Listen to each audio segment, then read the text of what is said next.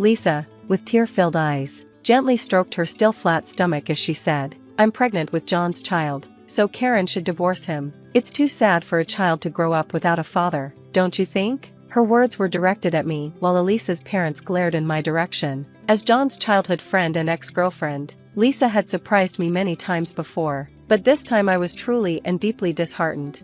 "You see, my name is Karen, and I had a happy marriage with John. I speak of it in the past tense because John is no longer with us. He left the house one morning with a smile, saying, 'I'm off,' but tragically, he never returned the same. John had passed away suddenly from an illness, leaving me heartbroken.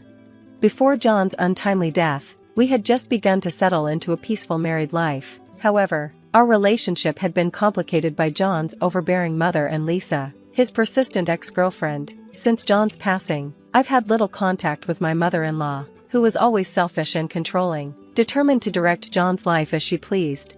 For many years, John's mother saw Lisa as the ideal match for her son, almost like a daughter-in-law chosen by both sets of parents. In fact, they were led to believe they were a couple as children and even thought they were romantically involved until middle school. But when John reached his teenage years, he realized the absurdity of the arrangement. He gently explained to Lisa that their supposed engagement was not normal, and though he moved on, Lisa never did. John was handsome and smart, though admittedly not athletic, which oddly enough made him even more attractive. After breaking up with Lisa, he had other girlfriends, but she refused to let go. Whenever John dated someone new, Lisa would appear during their dates, recounting their childhood memories together. No girlfriend would feel comfortable hearing stories of their first kiss in kindergarten or how their parents had essentially planned their engagement. As a result, many of John's relationships ended because of Lisa's interference, or so I'd heard. By the time I met John, we were both working adults, and I, too, became a target of Lisa's antics. Although her behavior was bothersome, I had no intention of breaking up with John. He truly cherished me, and I felt the same way about him. Our relationship was built on love and mutual respect, and I believed Lisa had no place in it. When John once apologized for Lisa's behavior, looking regretful, I told him, "Don't worry about it, let's get some ice cream. I'm hungry." He was so relieved, and later, he told me that was the moment he knew he wanted to marry me. We eventually decided to get married, but my mother-in-law and Lisa teamed up to try and stop us. Lisa came from a wealthy family, and it seemed that my mother-in-law had hoped John would marry her to benefit financially. Since Lisa was eager to marry John, their goals aligned perfectly. When I would visit my in-laws to pay my respects, I faced constant harassment. Once, despite knowing in advance that I would be visiting, my mother-in-law invited Lisa over for a tea party. My father-in-law tried to intervene, telling my mother-in-law that enough was enough, but she was far too domineering for him to make any real impact. Whenever he tried to object, she'd brush him off, saying, "Lisa is like a daughter to us, it's fine." Defeated, he would fall silent. Lisa was familiar with all of John's previous girlfriends, so she took particular pleasure in mocking me, positioning me as the least attractive. She would say things like, "John didn't marry for looks but for personality, but I can't believe Karen's such an amazing person." Her sarcastic remark made my mother-in-law laugh, and it created even more tension. John, however, was furious. He confronted both his mother and Lisa, yelling, "Don't ever get involved with Karen again." Then he took me away from his family's house. He apologized repeatedly and went so far as to refuse to invite his mother to our wedding. Naturally, Lisa wasn't invited either, which infuriated both of them. In retaliation, my mother-in-law and Lisa decided to visit our new home when John wasn't around. John had already told me that I didn't need to interact with them, so when I saw them on the security camera, I asked them to leave, but they refused, ringing the doorbell and making a scene. To avoid drawing attention from the neighbors, I reluctantly opened the door. They barged in, immediately criticizing the interior of our home. Lisa called the indirect lighting, which John had carefully chosen, tacky, but when I mentioned that John had selected it, she quickly changed her tone, saying, "That's so John, I actually think it's a nice design," making her insincerity all the more obvious. Despite them arriving uninvited, I served snacks and tea because they complained of being hungry. My mother-in-law scolded me for not offering homemade treats, and Lisa griped that the tea was bitter. After they had their fill of complaining, they left just before John returned home. Exhausted, I fell asleep on the sofa, and when I woke up, I found that John had gently covered me with a blanket. I told him everything that had happened, and he was livid. He immediately called both his family and Lisa to confront them, but his family showed no signs of regret, and Lisa, far from feeling chastised, was delighted to hear from John after such a long time. I realized that no matter what we said to my mother-in-law or Lisa, it wouldn't make a difference. After talking it over with John, we decided that if they showed up again, we wouldn't open the door and would call the police if they caused a scene. If they still refused to leave, we planned to seek further help from the authorities. It was really difficult when my mother-in-law and Lisa did show up, and we had to call the police. However, after being scolded by the officers, they finally stopped coming to our house. Though it was tough, I thought we could finally live in peace. But then, out of nowhere, John passed away suddenly. At the funeral, I was in shock, clinging to the coffin and crying. My mother-in-law cruelly blamed me, saying that I had stressed John out, leading to his death. If my parents hadn't stood up for me, I don't know how I would have made it through.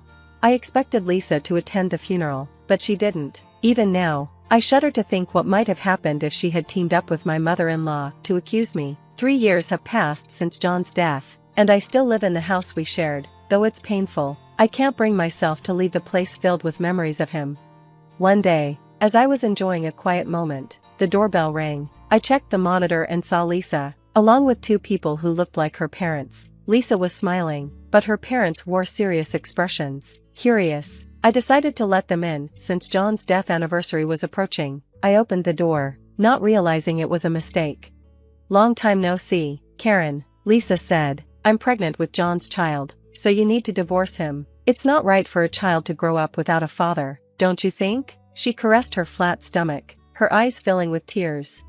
I was shocked. I had been caught off guard by Lisa before, but this time I was completely speechless. John had passed away, and yet she was saying this? As I tried to make sense of her words, her parents stepped forward, raising their voices. "Even though John was married, he got Lisa pregnant. He needs to take responsibility," they shouted. "You can't expect Lisa to raise this child alone."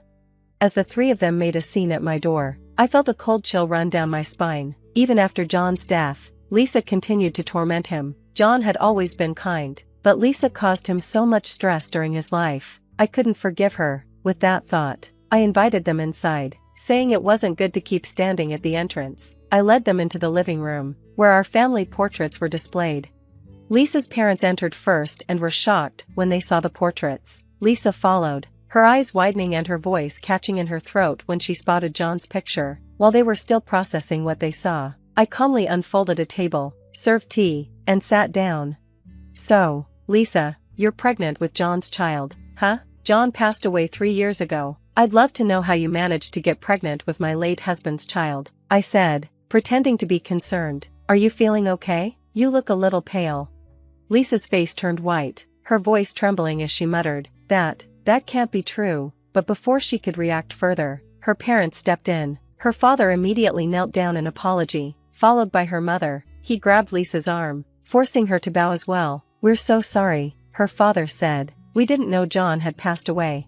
As Lisa broke into tears, her father grabbed her by the collar and shouted, "Who's the father of the child you're carrying?" That's when Lisa started to confess her wrongdoings. The reason Lisa had stopped coming to our house wasn't because she had given up, but because she had been transferred for work. It turned out that neither Lisa's nor John's parents had been in contact, so they truly didn't know John had passed away. As for the baby Lisa claimed to be carrying, it was unclear who the father was. It could have been her married boss or one of the men she met at bars. Lisa had been living such a chaotic life that it was impossible to determine who the father was. Even though she had feelings for John, she had tried to tear us apart by lying and saying the child was his, thinking John wouldn't abandon her now that she was going to be a single mother.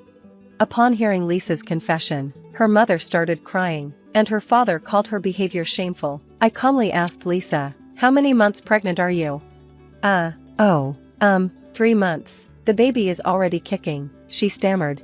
"You usually don't feel the baby move until at least 4 months. Are you sure there's really a baby?" I asked, giving her a cold stare. Lisa trembled and eventually admitted, "There's no baby. I love John. I really do." As she rambled on, her mother began smacking her on the back, and her father, now in tears, deeply bowed to me and said, "We will come back another day to apologize." Then they left. As they departed, I told them, "No need for further apologies, just don't come back again." After they hurried away, I lit a candle at the home altar and prayed. I spoke to John, thanking him for giving me strength. Normally, I'm not one to argue or stand my ground, but somehow I managed to handle the situation calmly, just like John would have. He was always good at keeping his cool during conflicts. It felt like John was with me that day, guiding me. I cried for the first time in a long while, realizing just how much I missed him. The house felt unbearably empty without him. A few days later, despite my request for them not to return, Lisa's parents came back. I didn't want them in the house full of memories of John, so I agreed to meet them at a nearby restaurant. After paying my respects to John at the altar, I went to the restaurant. Lisa's parents were waiting for me, looking pale.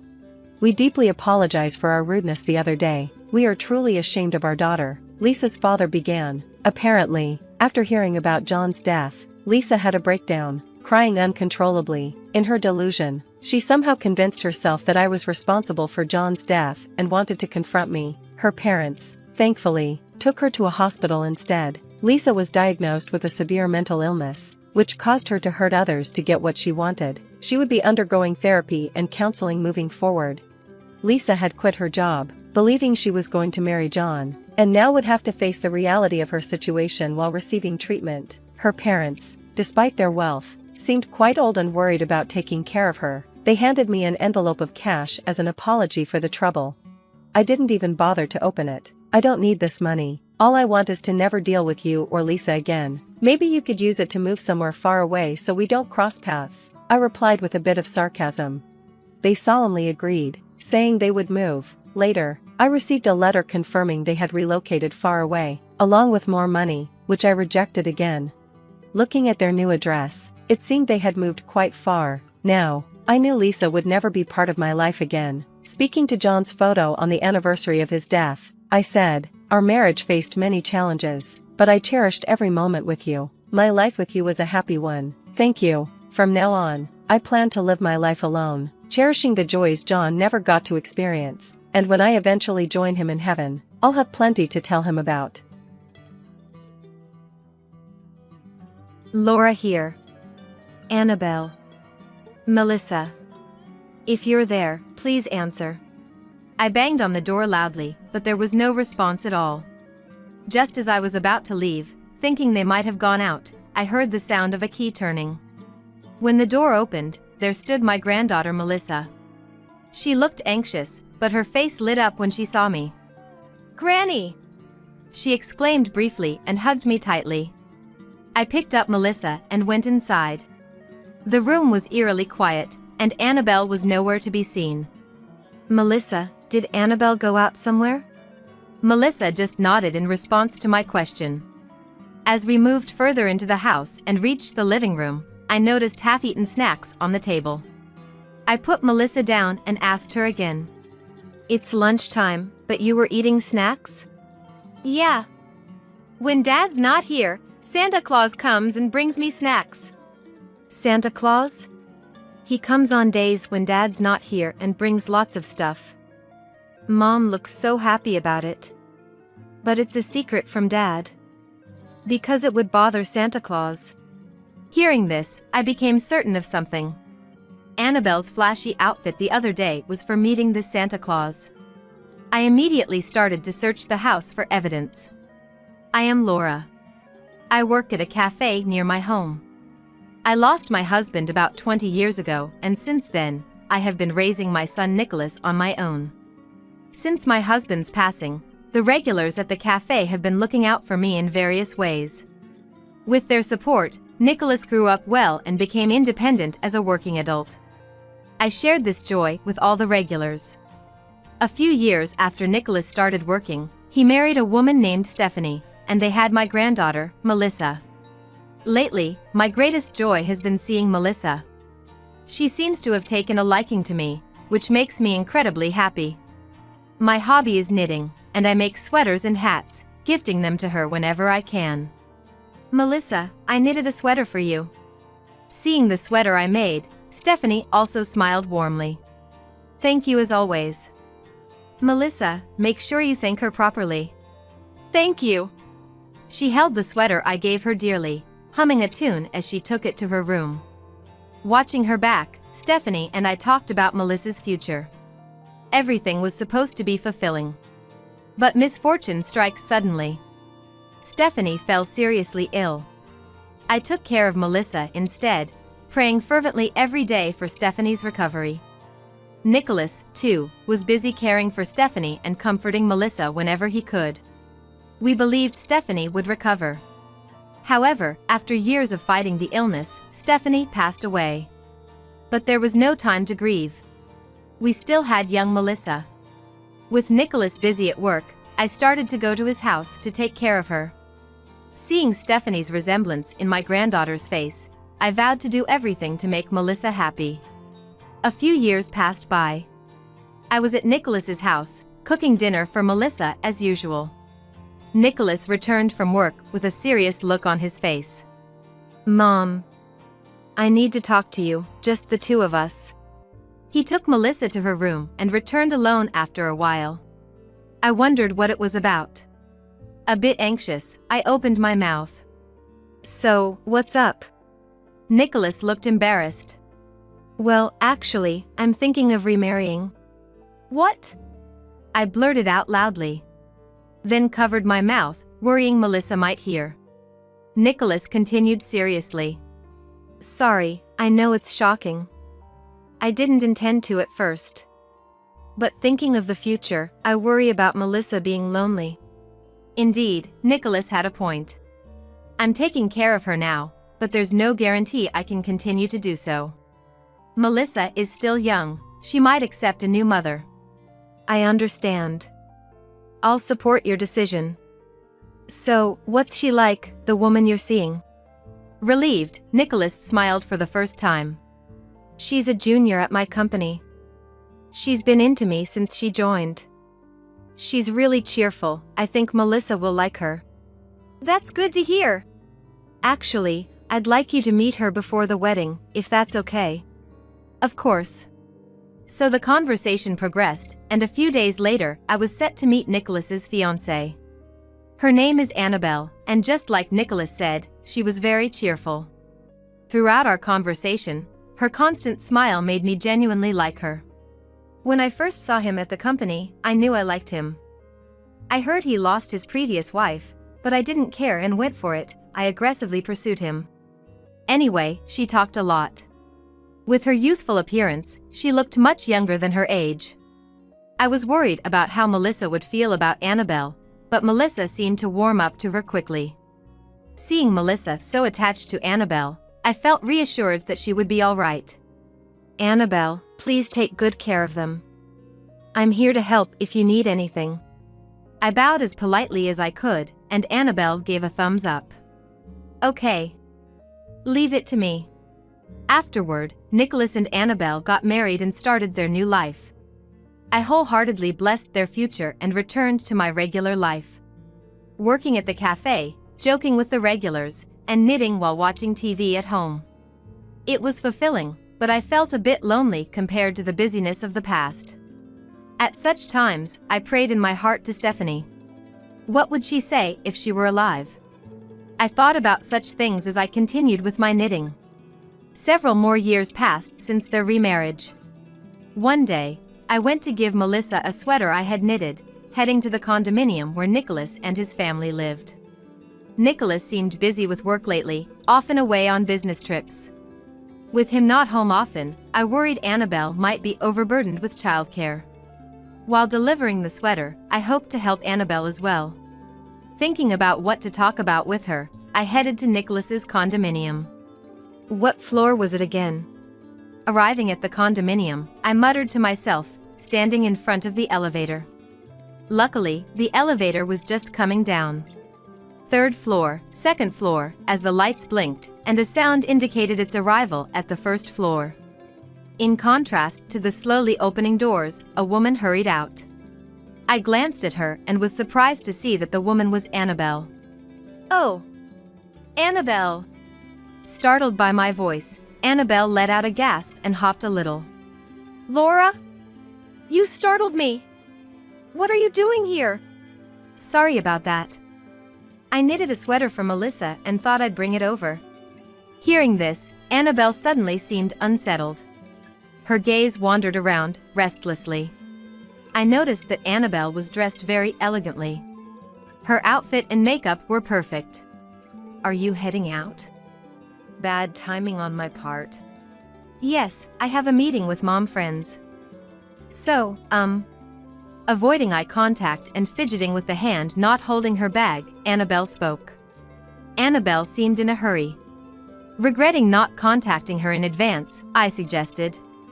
Don't worry about me, go ahead. Melissa is in her room, right? If I stay with her, you can relax and enjoy your time more. And so, I offered. Just wait a moment. I can't impose that on you, Laura. Don't worry about it. You probably need a break too. I'm just an old lady with too much time on her hands. However, she stubbornly refused my offer, and I felt something was off. Sure, I might have been overstepping. But was there a need for her to be so frantic? The truth is, my apartment's a mess. I'm embarrassed for you to see it. That's why I don't want you to come in. It's fine, really. I can help clean up. Finally, unable to hold back any longer, Annabelle snatched the bag with the sweater from my hand. I really can't have you here. I'll make sure Melissa gets the sweater. Please go home now. I'll contact you later. Then she pressed the elevator button. Even as Annabelle stepped in and the doors began to close, she kept a wary eye on me, making sure I wasn't following. As the doors closed slowly, I waved goodbye. Only silence remained. But my mind was anything but quiet. The season was about to turn to autumn, yet her attire was quite revealing. I also noticed a strong scent of perfume. I've met with mom friends myself, but never dressed so provocatively. Maybe times have changed, but Annabelle's attire seemed too intent on attracting the opposite sex. Moreover, the once bright smiling Annabelle didn't smile at all. Instead, she had a glaring look that concerned me. I wanted to chase after her, go to the apartment, and clear my doubts. But Melissa was there too. Not wanting to cause a commotion, I decided not to.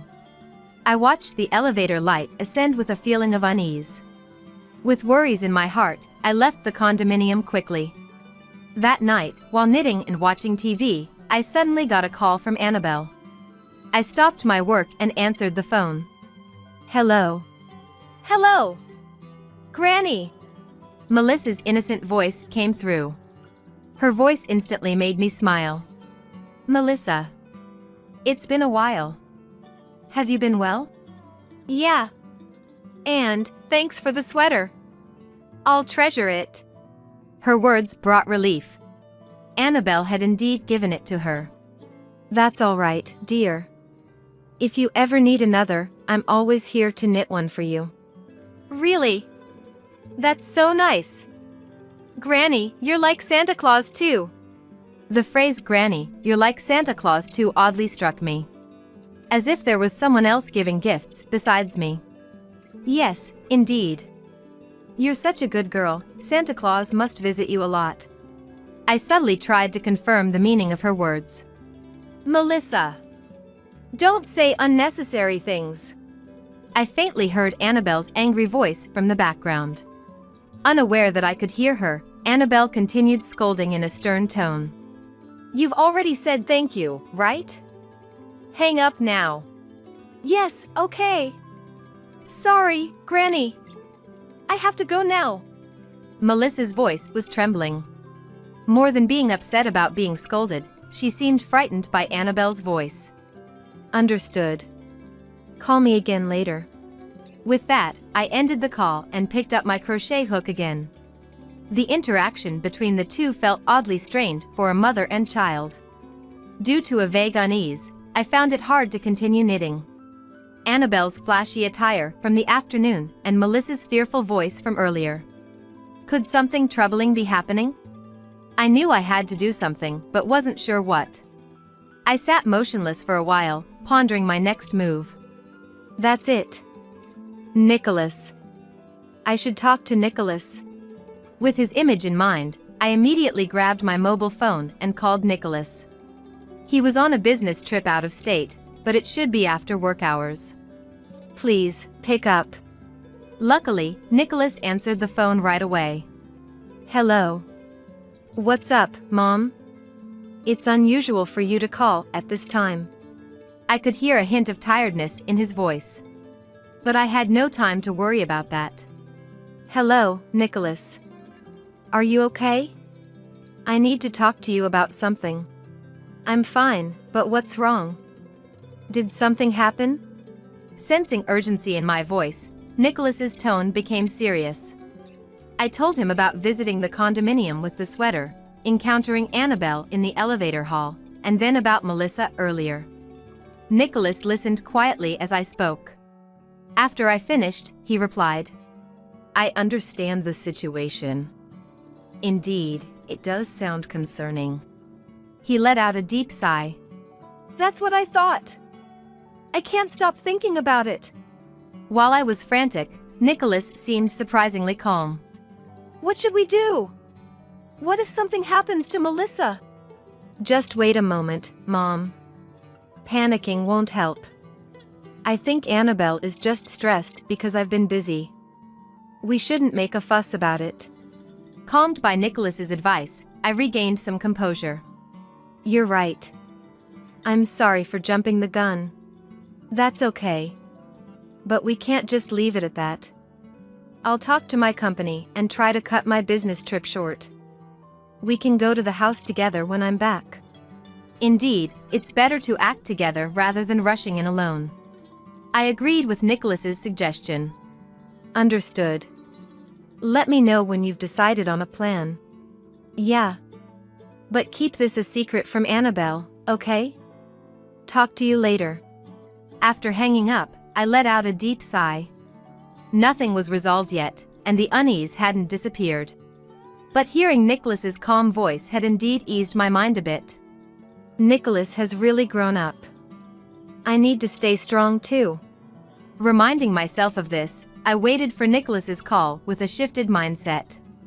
Soon after, Nicholas contacted me saying he could return earlier than planned. We arranged to visit the condominium together and hoped for the day to come quickly. All I could do was pray for Melissa's safety. Stephanie, please protect that child. I beg of you. I continued to plead in my heart. Finally, the day arrived. Leaving my house earlier than planned, Nicholas was not yet there. After informing him I'd enter first, I took the elevator to the apartment.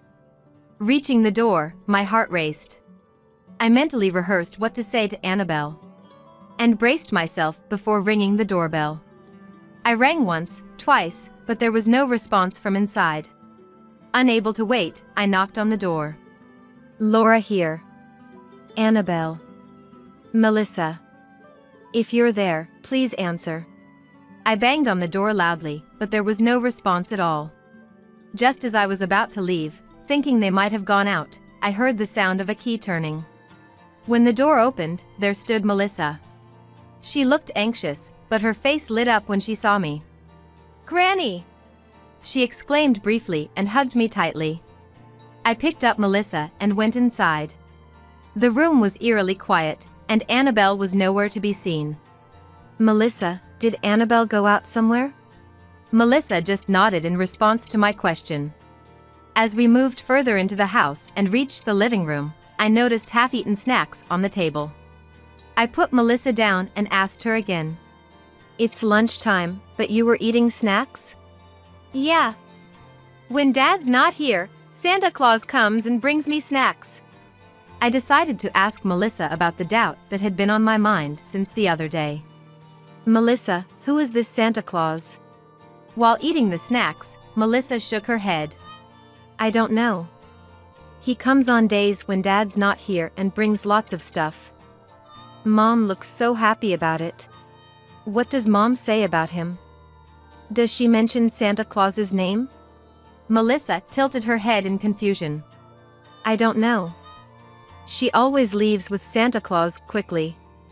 Only Mom comes back. So, Santa Claus visits often because you're a good girl. But Dad doesn't know, right? Yeah. Dad's never met Santa Claus. Mom says not to tell Dad because it would upset Santa Claus. Hearing this, I was convinced that Annabelle was entertaining an unknown man while Nicholas was away. Presumably, that's what she planned when I tried to deliver the sweater. That would explain Annabelle's behavior at that time. And Melissa, receiving sweets and toys, really is believing in Santa Claus. A cheap way to keep her quiet. That's when I noticed Melissa's clothes were dirty. Melissa, stay here for a moment. I had a bad feeling. Looking around the house, my fears were confirmed.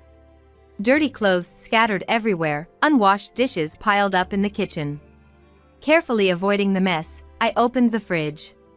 It was nearly empty, with only expired food inside. Shocked by the state of things, I returned to the living room. Melissa was gobbling up the sweets. Melissa, are you hungry? Haven't you eaten? I'm hungry because I haven't ate. That's why I like eating the sweets Santa Claus gives me. I hugged Melissa tightly, gently stroking her head. It's too much for such a young child to endure. How could I face Stephanie in heaven now? As I loosened my embrace, Nicholas arrived. Entering the room and setting down his bag, he sighed as he looked around. This is a mess. Dad! Welcome back! Melissa quickly left my side and hugged Nicholas. Melissa, have you been a good girl? Nicholas embraced her, gently stroking her head as I had. Nicholas, can you watch Melissa? She hasn't eaten anything. I'm going to the supermarket to buy some groceries. Understood. I appreciate it. I hurriedly left and bought essential groceries. Back home, I cleaned the kitchen and cooked a meal. Melissa ate hungrily. Meanwhile, Nicholas and I cleaned the room and secured evidence of Annabelle's infidelity. We discussed how to confront Annabelle with the truth. During our talk, Nicholas sensed Annabelle's return and retreated to the back room. I'm home. You better have not done anything. Annabelle entered, noticing me, and dropped her bag. Laura! What are you doing here? She looked around the room and went to the kitchen. And then approached me angrily. Unbelievable. You just come in and use the kitchen? That's outrageous even for you. Annabelle's anger didn't seem to subside. And then she directed her anger at Melissa. Melissa! You opened the door for her. Why do you always do such unnecessary things? Melissa dropped her chopsticks to the floor and clung to Annabelle's legs, crying loudly. Mom, I'm sorry. I won't do anything bad again. Please forgive me. Annabelle, there's no need to speak like that. Melissa was waiting here hungry the whole time. Annabelle, her face twisted in anger, let out a heavy sigh. I don't need to be lectured. Melissa is my child. Laura, please don't interfere. I clenched my fists involuntarily. Yes, her words weren't wrong. But I couldn't overlook this situation for Melissa's sake. But this is like neglecting a child. I understand it's tough with Nicholas being busy. If that's the case, you should have asked me for help. Enough. Just leave now. I'll ask Nicholas to have a word with you. There's no need for that. Nicholas, unable to bear Annabelle's harsh words any longer, emerged from his hiding spot.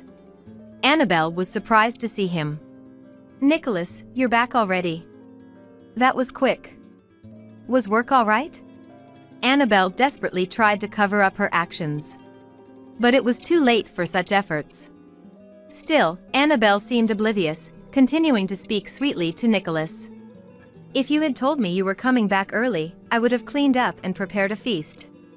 But those words no longer had any effect on me or Nicholas. Nicholas signaled me with his eyes. Understanding immediately, I took Melissa's hand. Melissa, you're full now, right? Let's watch TV together. I took Melissa to another room and turned on the TV.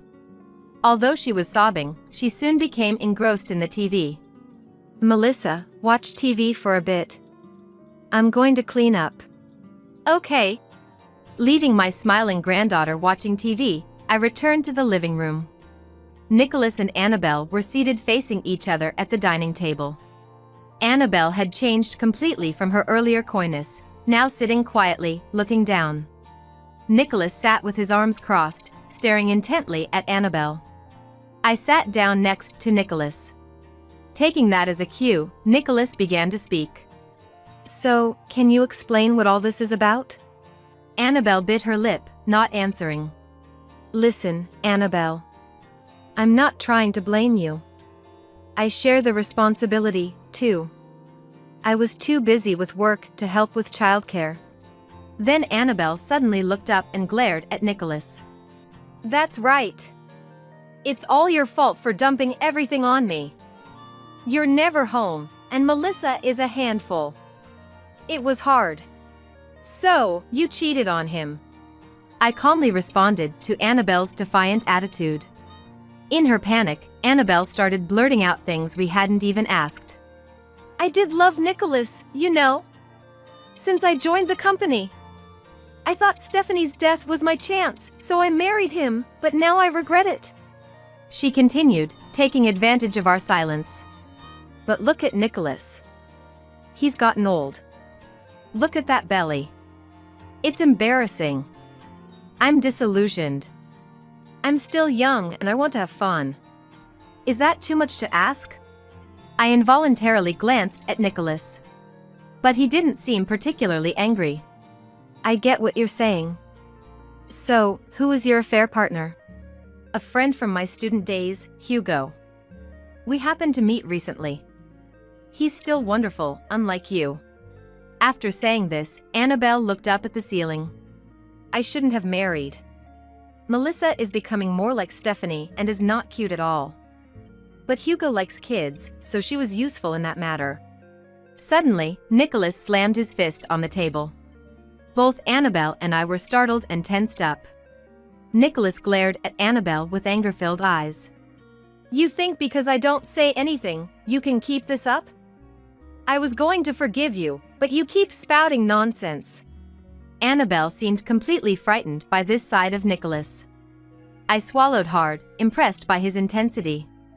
Mock me all you want, but I won't tolerate you talking about Melissa like that.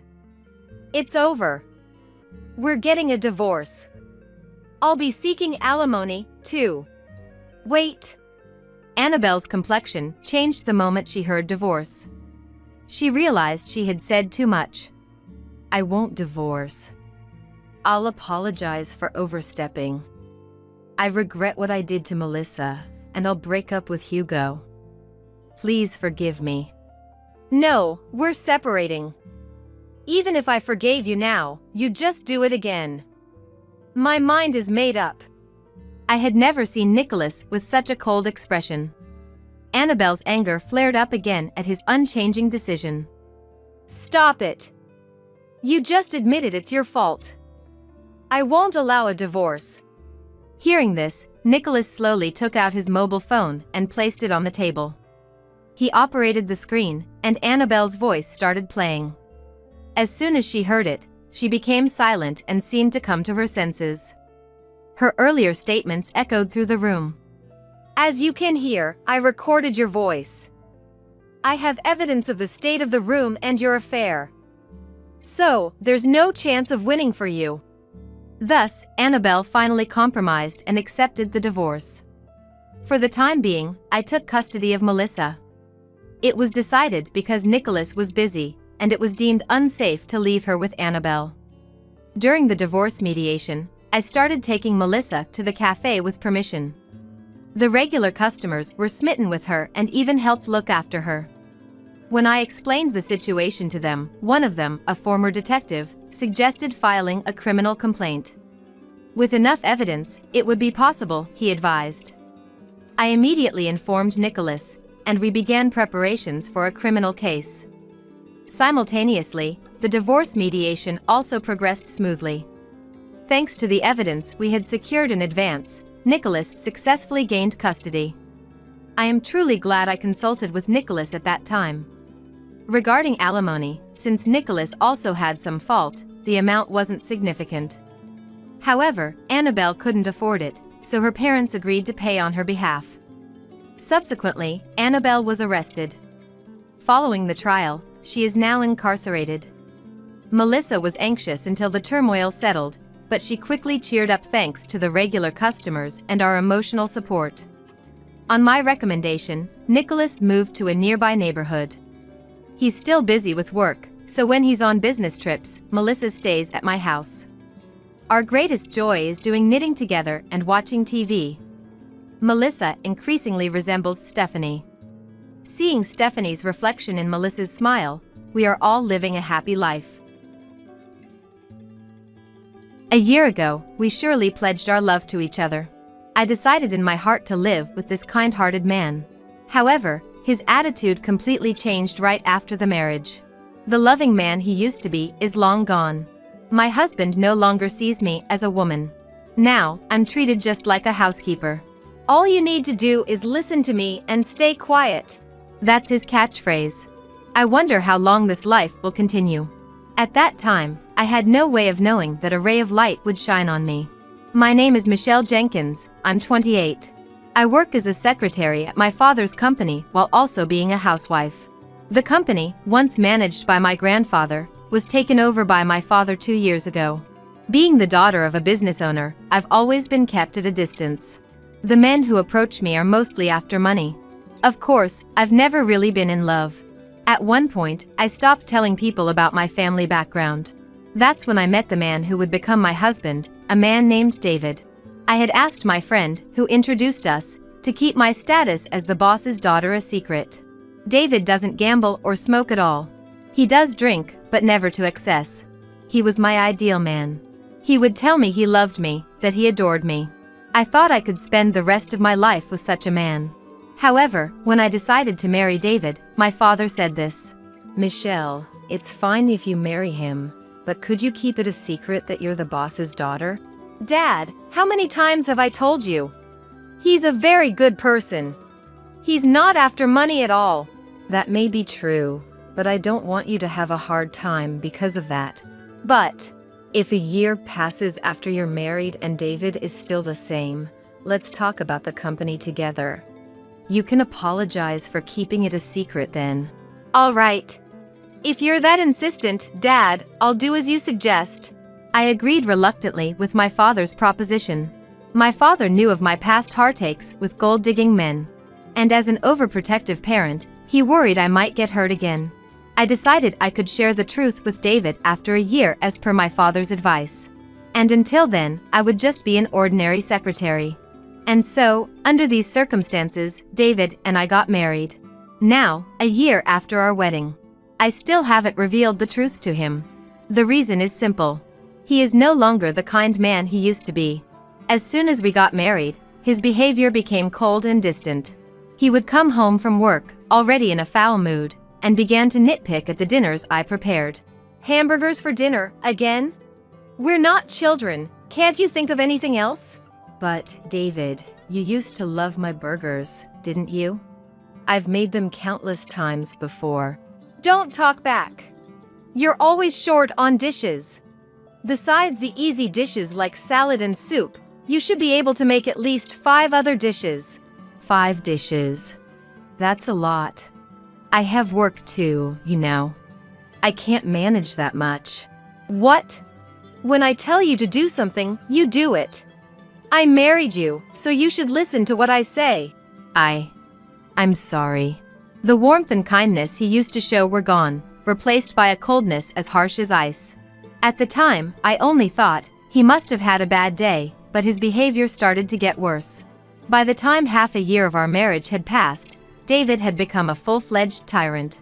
Not just about the cooking, he would complain about everything from the way I folded the laundry to how I cleaned the house. If I tried to protest even a bit, he would yell at me with a terrifying look on his face.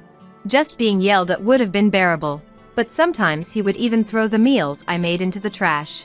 A year after our wedding, his tyrannical behavior hasn't changed, and if anything, it's getting worse. Just the other day, I was delayed at work and didn't get home until after 7 p.m. As soon as I said, "I'm home," he started yelling. You're late. What time do you think it is? I'm sorry. Work just got a bit out of hand. I'll start on dinner right away. Work got out of hand? A mere secretary like you don't have that much work to warrant staying late. But I really did. I'm handling some accounting tasks too, so there's a lot to process. Don't talk back to me. It's unthinkable for a woman to come home later than her husband. Next time, if you come back later than me, you're quitting your job. That's not fair. From fear of David, I couldn't talk back. Looking back, I wonder if I should have left him sooner. But I was pushing against the worry of my parents when I married. I couldn't reveal the truth. I didn't want to sadden my mom and dad. So, I silently bore it all by myself. Then one day at work, during a break, my father called me into the reception room. I often went in and out of the reception room because I often assisted my father as his secretary. As I entered, my father was already inside. "What's up?" I asked. My father, looking pleased, replied, "It's been a year since you got married to David, right? I think it's about time you told him the truth as promised." "Oh, yeah, we had that agreement." "Is something wrong? You don't seem happy. Didn't you say that David wasn't after the money?" "Well, yes, but it's just, right now, it's a bit." Seeing my troubled expression, my father smiled and tried to comfort me, patting my shoulder. "Did you have a fight with David?" "Well, you're both young and newlywed. I guess it's inevitable. My wife and I also had our fair share of arguments back in the day. But look at us now, still happily together. I'm sure you'll be okay, Michelle." "It's not exactly a fight. Don't worry, everything will be all right. I mean, every couple has their share of arguments, right?" "Well, I suppose you're right." "Anything else bothering you?" "No, nothing really. I'm okay. But I guess I want to wait for things to settle down a bit before I talk to him." Haha. Well, don't let it get you down too much. A little marital spat is pretty common. It seemed my father thought we were just having a minor argument. To avoid worrying my parents, I hadn't consulted them about my husband up until now. Because of this, my father seemed to believe things were going well between us. "Well, you better make up with David soon." Saying that, my father left the room. Left alone in the room, I was choked with emotions I didn't know how to deal with. I had married David despite my parents' concerns. I absolutely couldn't tell my father about the deteriorating relationship between David and me. But, sooner or later, I'd have to talk about it or risk arousing suspicion. To prevent my father from becoming suspicious, I had to maintain my relationship with my husband somehow. And if possible, I wanted to steer our relationship in a positive direction. That night, I came home on time to talk with David, waiting for him to return. Just as I finished making dinner, he came home. I immediately broached the subject with him. "David, there's something I want to talk about." "Huh? I'm tired, you know." "It's important. Look, we're married, right? I want our relationship to be equal and enjoy our lives together every day." "Equal? Huh? What are you talking about? There's no way you and I are equal." My husband grabbed my hair, yanking it up harshly. "Ouch." I couldn't help but cry out, but he didn't let go. As if mocking my wincing face, he slowly opened his mouth. "Listen well. I'm the one who did you the favor of marrying you. Be grateful that I deigned to marry a plain and useless woman like you." "Did me the favor? David, didn't you say you loved me?" "Don't make me laugh. I just pretended to like you because you seemed obedient and would be a handy housekeeper." That's not true. You just need to be quiet and listen to me, housekeeper." With these words, he yanked my hair towards his face. From that day on, I gave up hoping. There was no chance of us being equals. And I didn't want to worry my parents, nor could I get a divorce. My appetite dwindled day by day, and I ended up just living with my roommate, my husband. Then one day, while living such a life, I woke up feeling completely exhausted. My head hurts, and I feel a chill. When I took my temperature, it was a whopping 104 degrees Fahrenheit. I forced my aching body to sit up and called out to my husband. "David, I'm sorry. I don't think I can make breakfast today." "What? Why not?" "I've got a fever of 104. I'm in so much pain. can I just stay in bed for the day? At this, my husband let out a long sigh and yelled, Slacking off chores because of a stupid fever? Get to work, you good for nothing. But please forgive me. I'm really sick. Shut up. Stop making excuses. You're just a housemaid. Don't you dare defy your master. Please, just for today. I'm begging you. He clicked his tongue loudly, swung the door open with a bang, and left the room. Next thing I knew, my hands were shaking, and my body was trembling uncontrollably. I finally realized just how close to the edge I was being pushed. If I continue like this, I'll break down for real. Continuing to live like this, it'll drive me mad, body and soul. I need to do something. But what can I do? I want to think of a way out, but my fever is making my head heavy, and I can't think straight. Maybe it was because I'd been on edge for so long, but I fell back asleep. Several hours later, I was awakened by my husband's raging voice. Hey! Didn't I tell you to wake up, you dumb woman? Huh. David. Outside the window, it was already dark. My fever had gone down a lot, but my body was still heavy, and a faint headache lingered. Despite my state, he vented his anger. I called you multiple times. What are you doing sleeping? Called. I sent you a text saying, I'm bringing my boss home, prepare drinks and snacks, didn't I? Huh, wait a minute. You knew I was sick today, right? And yet, you brought your boss home. I invited him to continue drinking at home. My promotion depends on this. Get up and get things ready, now. No, I can't. I'm still in my pajamas, and I'm not feeling well at all.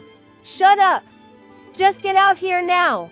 As he yanked me by the arm and forced me to stand in the kitchen, my husband then hurried back to his boss, who was likely waiting at the entrance. Sorry to keep you waiting. Please, come on in. From the entrance, I could hear my husband speaking cheerily. Are you sure this is okay? This late? I'm sure your wife wouldn't appreciate. That's what I've been saying. I don't have a wife, just a housemaid. A housemaid. Sort of like a maid wife, you could say. But please, don't mind. As he said this, my husband led his boss into the living room. I was in my pajamas, without any makeup, so I bowed my head in embarrassment. Nice to meet you. My husband is always telling me about you. I apologize for my appearance. Ah, I'm the section chief, Mr. Smith. I'm sorry for intruding so suddenly. Please, don't mind me. I'll prepare something right away. As I returned to the kitchen, hiding my face, my husband let out a tirade. Hey! Get a move on and make something. You're absolutely useless. I'm sorry. Just wait a little bit longer. Instead of opening your mouth, move your hands. Despite the section chief taking the time to visit, how much more do you need to embarrass yourself before you're satisfied? Huh? I'm sorry. Sorry about this, Mr. Smith. Our maid is really quite useless. The section chief sat quietly, his face slightly contorted. Even as I prepared and brought over the drinks and snacks, my husband kept making snide remarks like, You're really useless. When my husband went to the bathroom, Section Chief Smith started to speak. Excuse me. There was no way I could ignore him. Although I was flustered, I responded. Yes, is there something you need? You're the daughter of CEO Allen, aren't you? My maiden name was Allen. He was referring to CEO Allen, my father. What? How did you? I had previously visited your father's company regarding a business deal. You served me tea then, didn't you? Wait, you were, from that time? I usually attended all interactions with our business partners. Each time, I served tea and was introduced as the daughter of Mr. Allen. And Smith, he was one of those people. I was informed that David's workplace had become a client of my father's company, but I had not yet told my father that David was working at Smith's company. While glancing towards the bathroom, Smith continued in a hushed tone. What's up with your husband's behavior? Is he always like this at home? Yes. I can't believe what you've been through. Why haven't you told Mr. Allen? That is... Regardless, we can't let this continue. Leave it to me. Smith, while looking at me straight in the eyes, quickly packed up his things and left. In that moment, I felt as if something that had been restraining me was slowly being untangled. I felt a profound relief, as if I had finally found an ally. On the other hand, when David returned from the bathroom, he was stunned to find that Smith had left. Why didn't you stop him, you good for nothing? Despite his shouting, I decided to trust in Smith's words and endure it. Several days later, I was summoned by my father and headed to the company's reception room. Upon entering, I found Smith and a pale-looking David. What? Why is David here? And Smith, you're here too. I was confused, unable to understand the situation. In the tense atmosphere, my father started speaking with a stern expression. I heard from Smith. You've been treated horribly by David, haven't you? I understand. You're kind-hearted, and you wanted to avoid worrying me, didn't you? Dad. Thank you, Smith.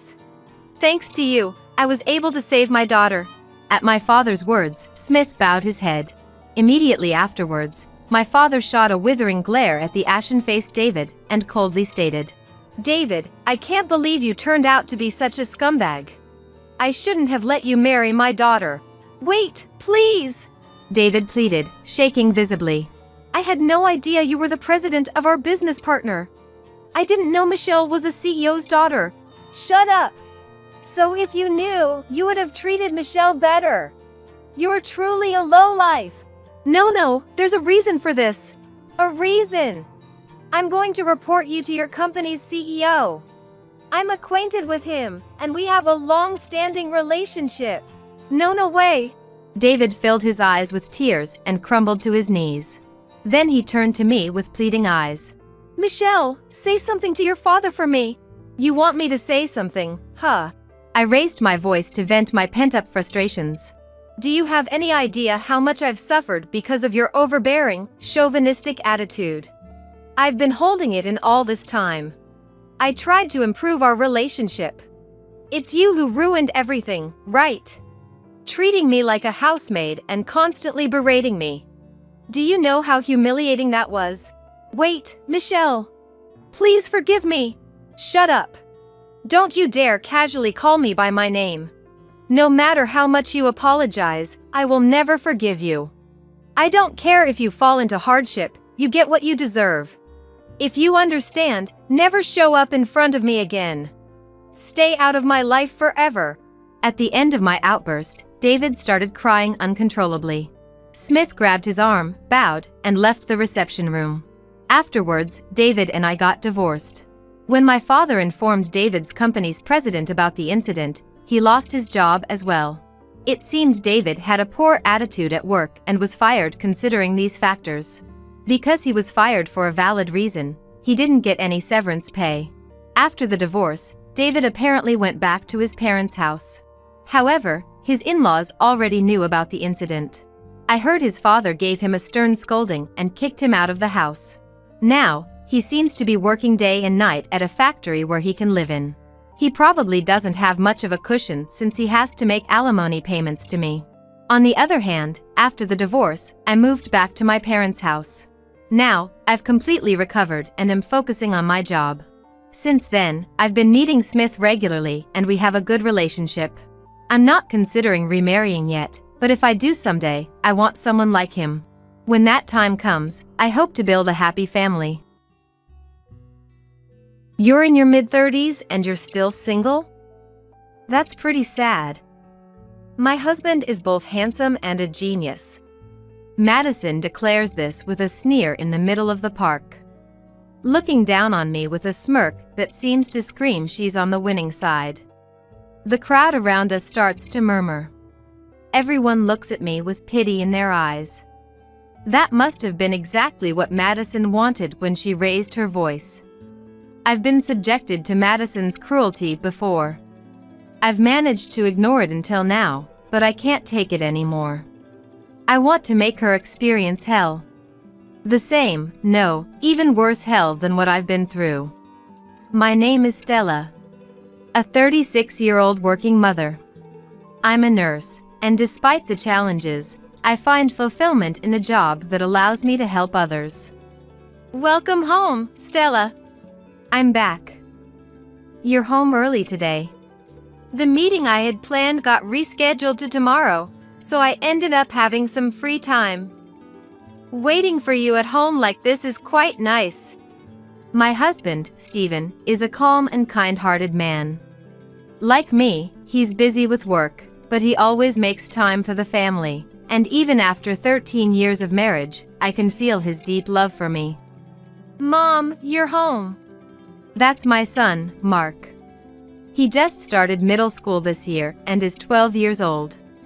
He's still my adorable son, though he's starting to act a bit more grown up. I'm back. Oh, what's that wonderful smell? Today's my turn to cook dinner. It'll be ready soon. Mark has grown up to be a kind child, just like his dad. I could have never imagined my life to be like this 13 years ago. I'm always grateful to Stephen and Mark. One day, I found myself alone in a jewelry shop in Chinatown. I was there to get our wedding rings cleaned since they'd started to tarnish. I decided to go for the full restoration service, and they told me it would take about 2 to 3 weeks for the rings to be ready.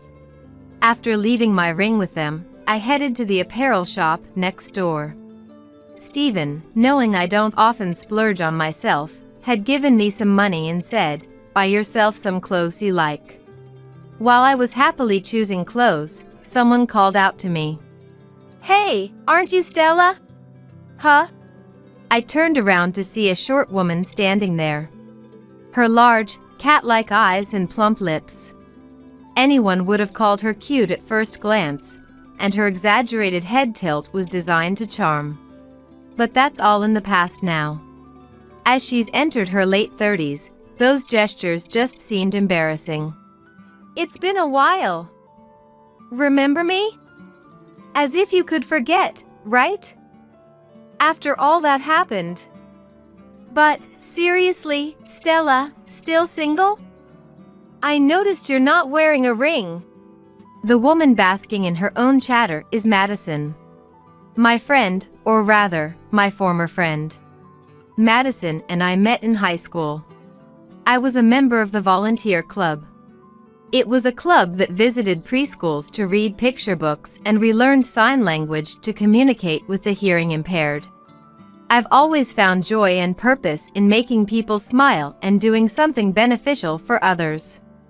And Madison was also a member of this club. Why did you join the volunteer club, Madison? Just because. It seemed fun. Like sign language and Braille. Madison, with her cute looks and a charm akin to a small animal, was popular among the boys. Wow, Stella, you've already learned that much sign language. You're really talented. Really? Thank you. Madison often complimented me, which meant a lot since I didn't have much confidence in myself. She also gave me advice on love. Hey, I'm going to start dating Brian. It's all thanks to you, Madison. Really? Congratulations. Perhaps because of her popularity and continuous advice, I got a boyfriend for the first time in my life. His name was Brian. A senior in the top high school in the county, aiming for medical school, a true elite. Brian and I met at a cram school. We happened to be going the same way home, and after talking a few times, there was a mutual attraction, though he hadn't made a move. After consulting with Madison, she said, "You should be the one to go for it." So, I asked him out and we finally became a couple. Madison, thank you so much. No problem, we're best friends, right? We'll always be together. Our friendship came to an end when Madison stole my fiancé. After graduating high school, I went to nursing school and worked as a nurse at a hospital. Brian, having passed his medical licensing exams, proposed to me, and we got engaged. I was on top of the world. Then, I received a phone call. It was from Madison. After high school, Madison went to a distant university, got a job, and didn't return to our hometown. We only met once or twice a year. Madison mentioned she would be coming back home soon, and I thought it would be a good opportunity to introduce her to Brian, so the three of us planned to meet. On the day the three of us met, Madison's face lit up the moment she saw Brian. Brian, you're so handsome. And such great taste in clothes, and plus you're a doctor too? Totally my dream guy. Yes, but I still have a lot to learn. Smart and high-earning. Guess you're not short on cash, Stella. Share some with me, will you? What do you mean share? I found myself grateful for Madison's presence in my life, the only one with whom I could exchange such jokes. A month had passed by. Late at night, I got a call from Madison. Sorry, Stella. For what? Madison chuckled as if she was holding back a big secret. I only meant to take a little bit from you. But he was surprisingly easy to win over. So, I ended up taking everything, not just a little. It seems that during our meeting, Madison had secretly exchanged contact details with Brian. They met behind my back several times and eventually became romantically involved. Why? Why would you do that? We were. It's all a lie, obviously. What? You know, it was all calculated. I joined the volunteer club because I thought it would be full of nice, naive people, and yes, I hit the jackpot. There were so many people I could use. People who are too kind, can't judge others well, and share everything once they trust someone. Like you, Stella. Thanks to that, I knew everything about Brian, his likes, dislikes, personality, and even his taste in women. From there, it was an easy win for me. I'm way cuter than you, after all. You're lying, right?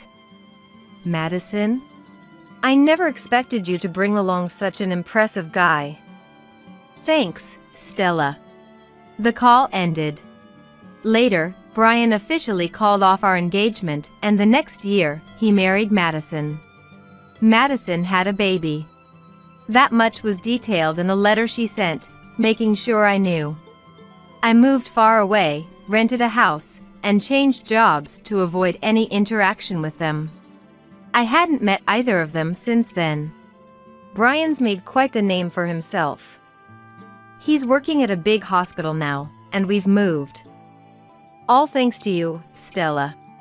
Realizing that was her way of saying thanks for giving me Brian, I bit my lip. I don't dwell on the past. I put the clothes back and left the store. After returning home, I acted as if nothing had happened in front of my family and went to my bedroom, claiming I was tired. I never thought I'd run into Madison again. I was considering taking a nap until dinner to forget everything when my phone's notification sound went off. A friend request? It was from a social media account I had registered long ago and hadn't been using. Opening the app, I was surprised. A friend request from Madison. Why? Feeling there must be some intention behind it, I checked her profile and found a post from 10 minutes ago. Met Stella today. Really nostalgic. She's as plain as ever. But still my dear friend. Here's a photo of Stella picking out clothes. The photo showed me choosing clothes alone. She must have taken it before approaching me. The post had many comments. Wow, Stella really has no taste. Hasn't changed a bit since high school. So funny. Madison's so kind to help her choose. Unable to bear it any longer, I closed my phone. She must have sent the friend request just to show me this. Mocking me, exposing me in a public space. This was too cruel. How much more did she need to belittle me to be satisfied? A firm resolve for revenge began to stir within me. Today, I found myself back in Chinatown. A famous large department store had apparently opened nearby, and today, there was an opening sale with a 10% discount at all stores. Thanks to the sale, the department store was bustling with activity. After finishing my shopping, I was waiting on a bench in the plaza. That's when I heard a familiar voice. "Hey, is that you, Stella? What's this? Did the poor thing get lured in by the sale?" Madison! It was the opening day of the famous large department store.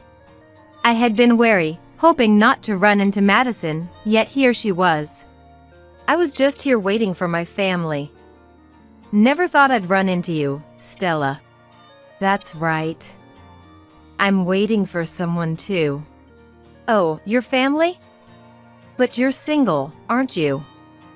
Got dumped by someone, right? Hey, Brian. Brian was next to Madison, turning his face away from me, looking uncomfortable. Mom, is this the lady Dad dumped? She looks so plain and uncool. A girl who looked like she was in middle school laughed at me. Madison put her hand on the girl's shoulder, beaming proudly. This is Mia, my pride and joy. She's smart like Brian and goes to a prestigious middle school. She's super cute, right? She's an influencer with 10,000 followers on social media. We're like the successful mother-daughter duo. They both let out a vulgar laugh just as my son approached. Mom? Mark runs over to me. Seeing Madison's puzzled look, I said to her, "Let me introduce you. This is my son, Mark." Madison was taken aback. Huh? You have a kid? Well, he's got a plain face just like you. Then Nia tugged at Madison's arm. Wait, Mom, this is Mark. The super popular YouTuber with 500K subscribers. He's really smart and makes puzzle and quiz videos with his friends. And he's the current heartthrob. He looks even more handsome in person. Wait, what? I'm Mia, an influencer. You know me, right? Can we exchange contacts? Mia's eyes glistened as she gazed up at Mark, staring intently. Just like Madison used to. Mia? Never heard of you. Plus, I heard from a distance how you were mocking my mom. I don't like people who insult others' families. But... Hey, why didn't you tell me, Mom? You got me dumped. It's your fault. Mia, I'm a big fan of his. I looked forward to his videos every day, solved puzzles, and always sent comments, hoping to meet him someday. Why is this happening to me? I hate you, Mom. Mia, wait. Don't touch me. Mia shook off Madison's hand and ran away crying. Madison, visibly shaken, turned to me with a furious look. So what if your son is whatever he says he is? Brian works at the top university hospital in this area. I taught him everything, so he could advance his career. Even how to cover up little medical errors. I mean mistakes, you know. Hey, Madison, don't talk about that. You must be some miserable single mother, right? Not wearing a ring. Being single at 36, what a late bloomer. My husband is handsome and a genius, Madison said with a sarcastic smile. Then Mark exclaimed, Oh, Dad. Hey, Mark. Stella. Stephen, having finished shopping, approached us. I smiled sweetly at Madison. Let me introduce my husband as well. This is Stephen, a doctor at a nearby hospital. You know him, don't you, Madison? Seeing Stephen, Madison looked like she was about to lose her mind. Stephen? The genius doctor who became the deputy director of the university hospital at 38? I nodded in response. Stephen and I met 13 years ago. After Madison stole Brian from me, I moved away to avoid them and started a new job at a different hospital. That's where I met Steven. Back then, Steven was a rookie doctor. He appreciated my diligent work ethic and the way I interacted with patients, deeply empathizing with my desire to help others, a sentiment I've held since my time in the volunteer club. We were naturally drawn to each other and eventually got married. And that's how Mark came into our lives. Just how did you manage to marry someone so impressive, Stella? Did you use some dirty trick? Stop it, Madison. What's it with you, Brian? Don't interfere. I said stop it. Brian slapped Madison with great force. She fell, holding her reddened cheek, trembling. What is wrong with you? Brian glared at Madison. This man is my boss. Haven't I told you before? I work at the same university hospital as Dr. Steven.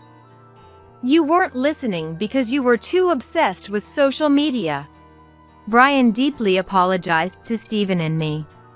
I'm terribly sorry for my wife's insult. Madison, I'm truly sorry. Steven looked down at Brian and growled. You were talking about medical errors earlier, weren't you? That was just my wife's nonsense. I recall there was a medical error at the hospital you used to work at. A nurse was accused, and she has always claimed her innocence. Yes, I think I'll have the hospital look into it again. My husband and my son both have good ears. I chuckled behind Steven. But Brian collapsed, as if his soul had been drained. Madison was frozen, her eyes wide. I slowly began to speak. Madison, you thought I was single because I wasn't wearing a ring, but actually, it's currently being serviced. I should have told you. I'm sorry. Stella, you. Madison was shaking, her face flushed with anger. Then Steven tapped my shoulder. Let's go home, Stella. We finished shopping, and besides, today is our anniversary. That's right. Didn't you book a restaurant? I'm starving, let's hurry. Yes, let's. We left the plaza together, leaving Madison behind. Her voice of frustration echoed behind us. What the? No. I won't accept this. I left the department store elegantly, hand in hand with my husband and son, with her voice as our background music. The dinner at the restaurant was wonderful. Celebrating our anniversary with my family, I couldn't help but feel incredibly fortunate. Yet, a bit of unease lingered. I checked my social media. Yes, it's about Madison. She might well concoct a story from today's events to mock me. I checked Madison's page. Today was the best day. Was shopping at the department store and met that genius middle schooler, Mark. My daughter even got his autograph. I'm so lucky. Snapped a photo of Mark. There was a photo of Mark from behind. Likely, she took it as we were leaving the department store. I was dumbfounded by Madison's persistence to use whatever she could. I commented on Madison's post. Delete that photo right now. And stop lying about getting an autograph. Then, a new post appeared. Some people are getting jealous. It's terrible to accuse me of lying when I'm not. The comments were filled with support for Madison. It was the usual scenario. There was no other choice. I decided to take a final measure. Later, I received a notification on social media. It was a friend request notification. The name was Madison too. An apology, perhaps? Though I had no expectations, I accepted Madison's friend request. Immediately, a message arrived. Stella, what have you done? My account got deleted because of you. What are you going to do about it? What am I going to do? I've told you repeatedly to delete it, and you wouldn't listen. I simply told Mark the truth. I informed Mark about Madison's post. We couldn't let the unauthorized photo and lies go unchecked, especially since it was harmful to Mark. Mark took it seriously and posted a video warning. Somebody's been posting my photos on social media, which were taken without permission. I didn't sign anything. Despite requests from me and through my parents for deletion, all were ignored. Taking photos without consent is a crime. Please stop doing this. Mark's fans quickly identified Madison's post, and after many reported it, her account was suspended. The friend request now was from Madison's new account. The 2 in the name likely meant it was her second account. She must have registered again with a new email, but her fixation towards social media was astonishing. How much effort do you think I've put into my posts? Thinking of the text, selecting the photos. Then why not put that effort into your new account? Post the truth and use proper photos, and you won't have your account suspended again. Shut up. Don't tell me what to do. And don't message me again. She was the one who reached out to me in the first place. I sighed and put down my phone. Later on, Madison began posting on her new account. Madison posted about her glowing daily life, fun girls' nights out, and parties. The friends appearing in photos with Madison were always the same group, including some from the volunteer club. Then, I received another friend request. I was curious but recognized the name upon seeing it.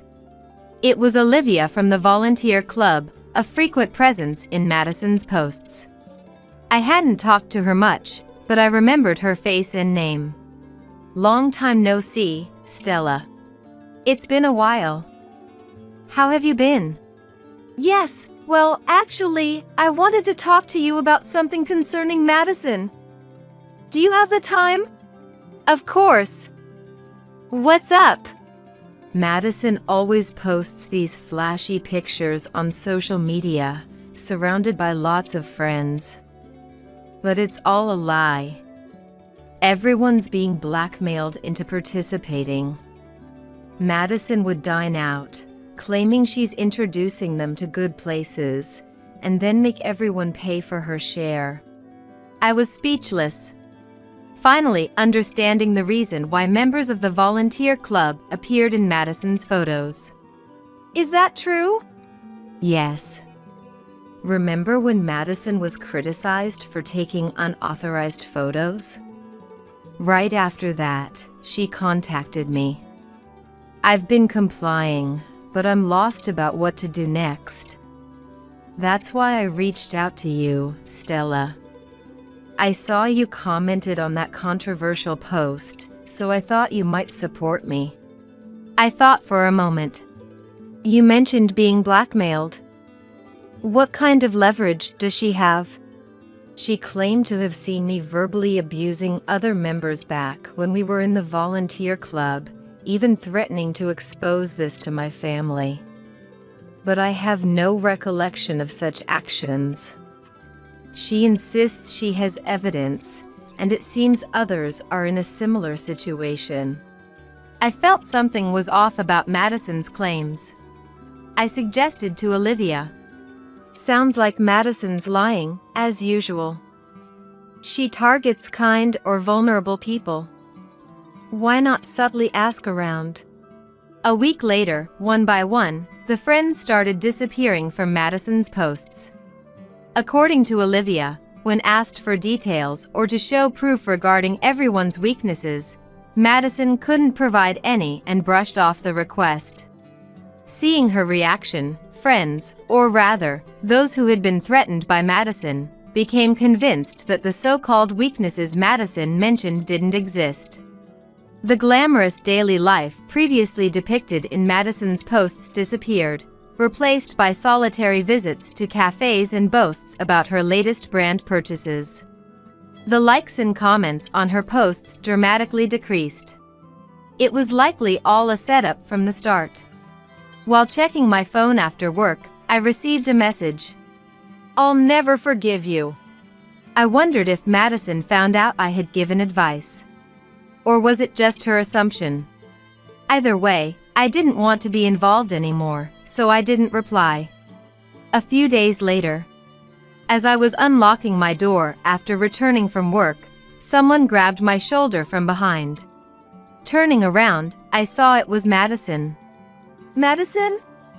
Why are you here? I hired a detective. I know your husband is off today and has been out with your son since this morning. Madison pushed her way into my house and began to yell as she entered. Brian is being interrogated by the police. And because of Mark's photo, even Mia has been avoiding me, and all my friends are gone. I'll end up all alone. You have to take responsibility. Responsibility? This is all your fault, isn't it? Brian going to the police is because you instructed him to cover up his mistakes, right? And Mia avoiding you is because of the wrong you did. The same with social media. Threatening people to pretend to be your friends. You're the cause of all this. I responded calmly. Perhaps the incident at the department store had cleared my heart, healing past wounds. I won't run away. I won't lose anymore. Wait a minute. When you got a boyfriend in high school, it was all thanks to me. Without my advice, you would have been ignored for life. Now, return the favor. Give back everything you took from me. You're the one who took everything, Madison. You betrayed me. There's no favor to return. If there's any grudge, it's already been paid back. You should experience the hell I was pushed into. As I refused, Madison began to cry, crouching down. You're so cruel. Please, we're best friends, right? Tell your husband that Brian is innocent. Make Mark tell Mia he doesn't hate him. Please, I beg you. Black tears streamed down Madison's cheeks. Likely the result of her heavy eyeshadow and mascara dissolving in her tears. Madison's face was a mess. She continued to cry, covering her face with her hands as if she were playing the victim. During this, I quietly went to the bathroom and made a phone call to a certain place. After a while, the doorbell rang. And the door was opened from the outside. What? What's this? Madison shivered. We received a report about this house. Yes, she forced her way in here. It was the police officer I had called. The officer knelt down to Madison's level. You're suspected of trespassing. We've also received several complaints about noise from the neighbors, so you'll need to come with us to the station. The officers handcuffed Madison and led her to the police car. Of course, she resisted. No, I'm innocent. Somebody, anybody. Madison was pushed into the police car and taken to the station. Stephen and Mark were surprised by the event, but were more amazed that I had handled Madison calmly. They were relieved I was safe and hugged me, saying, "We're so glad." That night, Stephen and I were in the bedroom. Stella, I have some good news. Good news? Madison's husband, well, my subordinate, seems to be under investigation for medical malpractice. Rumor has it he's almost certainly guilty. Is that so? Madison had been malicious since high school. Probably desperate to elevate Brian for her own gain and status. Eventually, Brian was arrested by the police. The scandal of a doctor blaming a nurse for his mistake was sensationalized in the media, exposing their wrongdoing. Madison was also arrested for instructing Brian to cover up the mistake. Both ended up in prison, together. The victim of the medical malpractice is preparing to sue, and it seems both Brian and Madison's lives are effectively over. That goes the same for their daughter Mia. Stella, isn't this dress nice? I like it. It looks like it would suit Mom. Really? Let me see. We were at an apparel shop, the three of us. The last time I came here alone, Madison interrupted me, and I ended up going home without buying anything. So, we decided to come back together. I tried on the dress that Stephen and Mark recommended. Isn't it a bit plain? Not at all. It suits you. Exactly, being plain doesn't mean it's bad. If it suits you, then it's all good. I was happy to hear their words. Yes, you both are right. I want to continue spending peaceful days with my family of 3. She threw herself on me, and I just couldn't say no. I guess I'm just that popular. But man, young women are the best. Never thought she'd get pregnant so quickly though, but hey, we're still family, right? Not like I plan on taking her away from my son. But we'll probably end up living together, so I'm looking forward to what's lying ahead. It took a moment to understand the words of Michael, my husband, talking on the phone with a friend. I didn't know what it was about, but the pale face of our son, Paul, in front of me gave it all away. What? You got to be kidding me. Does this mean what I think it means? Paul muttered, without seeking confirmation from anyone. I was left speechless by his words. But we couldn't continue living without knowing the truth. After learning everything, Paul plotted his revenge. I decided to fully support him in sending Michael straight to hell. I'm Sophia. Currently 46 years old. Living with my husband Michael, our eldest son Paul, and our daughter Lily, it's the 4 of us. I'm currently working part-time in an administrative role at a local company. I've been working for this company since graduating high school, took a break for childbirth and raising my kids, but started working again once the kids didn't need as much attention. I have good relationships at work and a happy family life. It's a perfectly ordinary life, but I've come to feel it's the happiest thing at my age. If there's one complaint in my life, it would be about my husband, Michael. Michael is 50 this year. Unlike me, he's an active type who seeks excitement, always saying, "I'd suffocate staying at home all the time." He's always loved going out and has many hobbies. When the kids were little, he'd take them fishing, camping, hiking, and we even played golf together. Michael, always with the family, seemed like the ideal dad from the outside, and was even envied by others. But what's seen from the outside isn't everything. While curious, Michael also gets bored very easily. He's the type who starts by looking the part at anything he does. Expensive fishing rods, camping gear, golf equipment. Every new hobby meant spending hundreds of dollars on gear, only to stop using them after a few times. And they would never be used again. Dad, I want to go fishing again. Dad, I want to go camping. Even if the kids begged, once he got bored, he wouldn't listen to their requests. What? I'm already done with that stuff. With those words, it was over. He might have seemed like a good dad to others, but Michael was just doing what he wanted. The kids were not really joining him. He was dragging all of us along. Eventually, the kids realized that too. All right, this summer vacation, let's all go get our diving license. Eventually, when Michael would suggest something, no thanks. You'll just quit when it gets fun. And getting gear for all 4 of us costs money, especially when we'll just stop using it soon anyway. That's why we stopped going along with his suggestions. I think the kids have a point. I feel the same way. But Michael just gets mad at them. What's the deal? I thought it'd be nice for us all to do something together. He complains in such a way that you can't tell who's supposed to be the adult. When Lily, our youngest, became a middle schooler, Michael truly stopped getting any attention from the kids. But that didn't mean Michael calmed down. What he started next was gambling. Compared to his past hobbies, starting gambling didn't require much upfront money. And he'd probably get bored of it soon anyway. If he went alone on his days off without dragging the kids along, I actually found it convenient.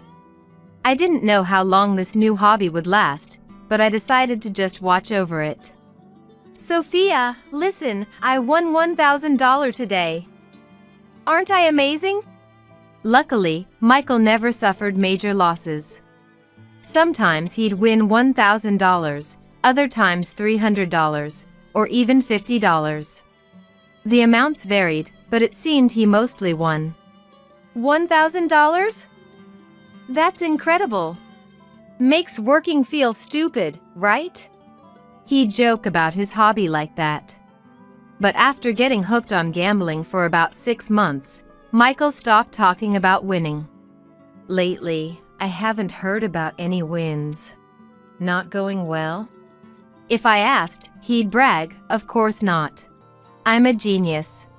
I keep winning every time I go. It's just a hassle to report it. Plus, it's my pocket money. Well, I had my concerns, but he was serious about his job. As long as he was using his own spending money and kept it within reason, there wasn't much I could say. It's not like I wasn't worried, but nothing has lasted a year with him. I thought he'd get bored soon enough. However, contrary to my expectations, Michael didn't stop gambling. He even made friends, continuing to indulge in gambling every weekend a year later. As I was growing frustrated with such Michael, one day, something happened while I was shopping at the supermarket. When I tried to pay with the card for our living expenses, the clerk told me, "I'm sorry, but the payment isn't going through." Thinking the magnetic strip was damaged, I quickly pulled out my own card. Sorry, can we use this one instead? And paid without issue. The card for living expenses was a family card issued in Michael's name, with withdrawals from his account. So, I had to talk to him about it that night. The card didn't work at the supermarket today. Maybe the magnetic strip's bad?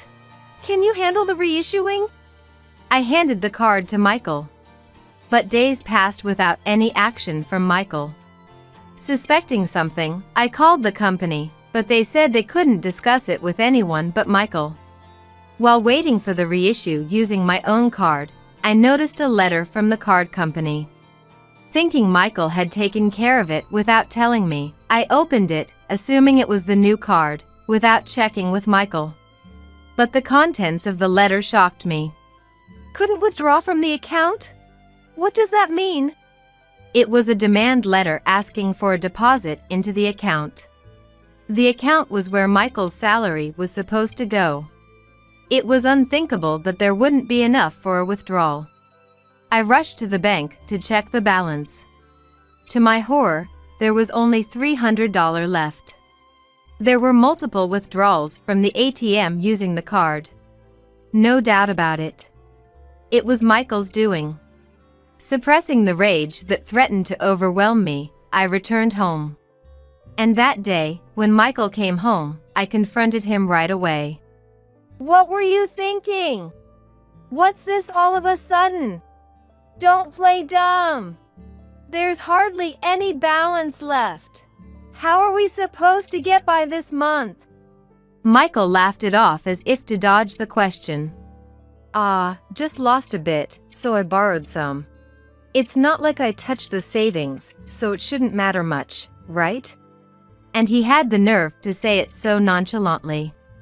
I was furious with Michael's carefree attitude. It wasn't that the card was demagnetized. It was just disabled, which is why it couldn't be used. Michael knew that, so he didn't bother to get it reissued.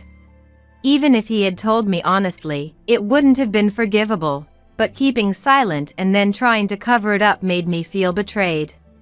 Please, no more gambling. Saying that seemed to sour Michael's mood even further. What's the big deal? I've been losing a bit these past few months, but overall, I'm still ahead, aren't I? Quit while you're ahead then. He responded with a sullen face and childish retort, and I scolded him again. After that, Michael was unbearable. What a boring family. Can't even do what I enjoy. Muttering that, he treated me, who had banned gambling, like an enemy. But I couldn't just sit around and wait until the financial issues affected our lives. The kids were still students. Their education costs money. The relationship between us spouses deteriorated, and Michael probably got bored with our marriage, but divorce wasn't an easy option. Wanting to maintain a harmonious family until the kids were grown, I spent my days trying to appease Michael. Then a happy event occurred in our family. Paul, who had graduated high school and was working, got a girlfriend and introduced her to me. Her name is Mia. She's the same age as Paul, moved from the countryside to work here, and met him through a friend at work. It felt like a fresh breeze had blown into our family, and I welcomed Mia warmly. Your mom's cooking is so delicious. Mia was a lovely girl. She always complimented our meals when we ate together. She even went cafe hopping with Lily, quickly becoming part of our family. Mia also took great care of Michael. Being his drinking buddy and listening to his stories, something only she did among us. Michael liked Mia too, saying, if Paul and Mia got married, and she became my daughter-in-law, that'd be great. Of course, I was all for the idea. Paul and Mia were still 20 but seemed to be thinking seriously about their future. Later, they decided to marry when they turned 23. Why wait until 23? I was simply curious. Paul explained. Getting married costs money. I want to give Mia the wedding she dreams of, so we thought we'd save up together until then. I was impressed by his mature thoughts for someone his age. Of course, we had enough savings to afford a wedding for them. But Paul didn't want to rely on us. Instead, he wanted to be the one to support us. I was moved to tears by his sentiment, even though the wedding was still far off. As a sign that Mia had already become part of our family, we decided to refer to her not just as Paul's girlfriend but as his fiancée. However, some time later, Paul told us that Mia was pregnant. I was surprised by the sudden news, especially since they had planned to marry at 23. Pregnant? I don't mind, considering what you two feel, I said to Paul, but his expression remained clouded. Is something wrong? It's just... Mia shouldn't be pregnant. Paul muttered uncomfortably in response to my question.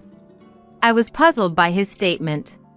Paul added, as if to drive the point home. There's no way I could be the father. I was away on a business trip when she would have gotten pregnant. Paul's anguished cry pierced my heart. Mia had an affair?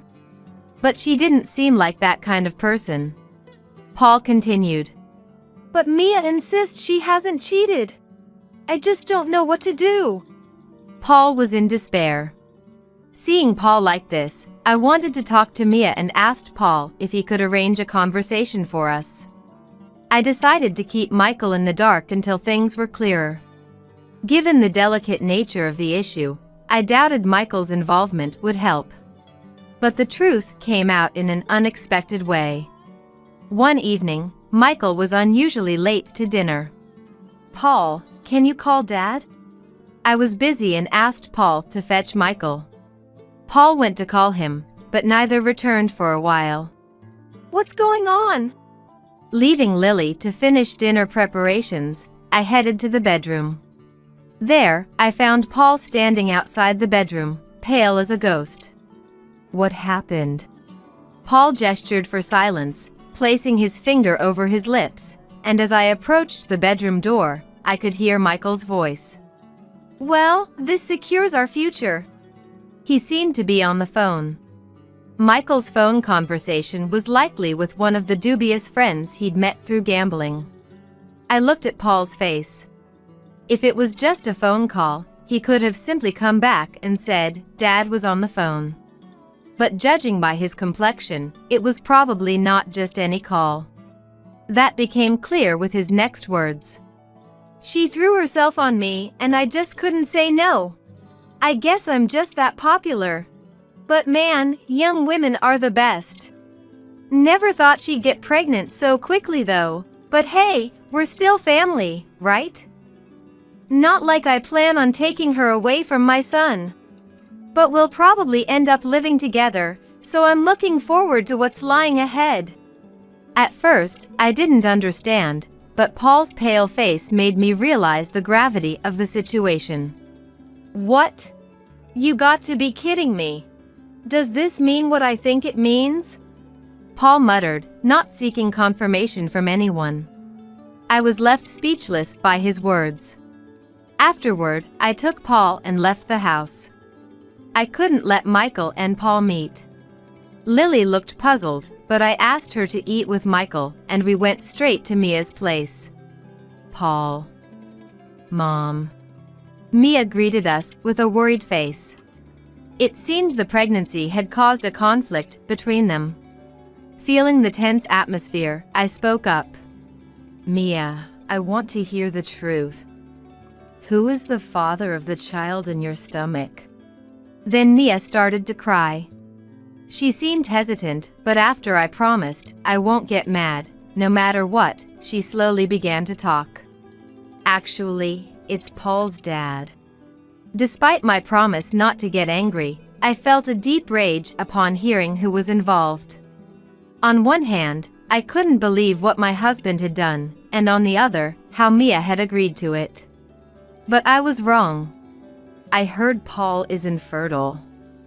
And if we are going to have children, he would want someone who's related by blood.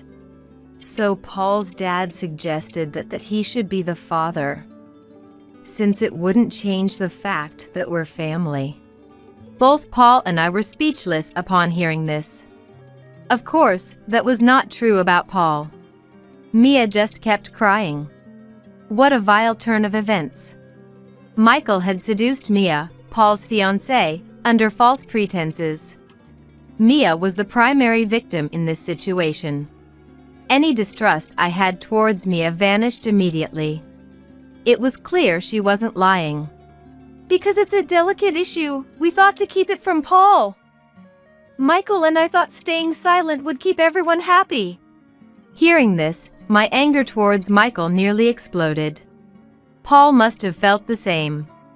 Unforgivable. That man alone, I will definitely send him down to hell. I nodded in agreement with Paul's words, and decided to fully support his plan to bring Michael down. But caring for Mia was our first priority. Both Paul and I apologized deeply to her. She told us not to worry about it, but this wasn't something an apology could fix. I think there's no fault in the child. But please, give me some time to think about what to do. Mia told us her thoughts. Of course, we respected her wishes, and asked her to contact us immediately if she needed anything. With that, we left her place. We're home. Ah, you're late. Where were you? Lily and I already ate. When Paul and I returned home, Michael casually remarked as if nothing was wrong.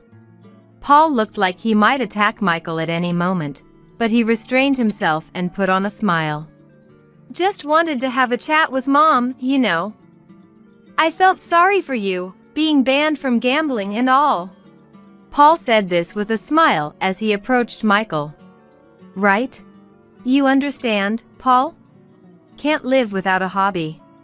Well, I guess you're right. Paul got me thinking, and I've reconsidered. Just don't overspend, okay? Lily was the only one not in on our plan, so her indignation, what? Are you stupid? Only encouraged Michael further. If the whole family suggested it, he'd surely be suspicious. Well, it's 3 against 1. Give it up, Lily. Finally, gambling is back on. As expected, Michael was overjoyed and headed out to gamble the very next day. During his absence, we explained everything to Lily. Predictably, Lily showed more disgust towards Michael than anyone. Unbelievable! I can't stand that he's our dad. Mia deserves so much better, Lily said, crying. And from that day on, Lily joined the plan. The plan was simple. Just let Michael squander his money on gambling. Our family knows Michael's character better than anyone. He would surely start dipping into the living expenses quietly again. That's why I moved all the living expenses and savings to a different account.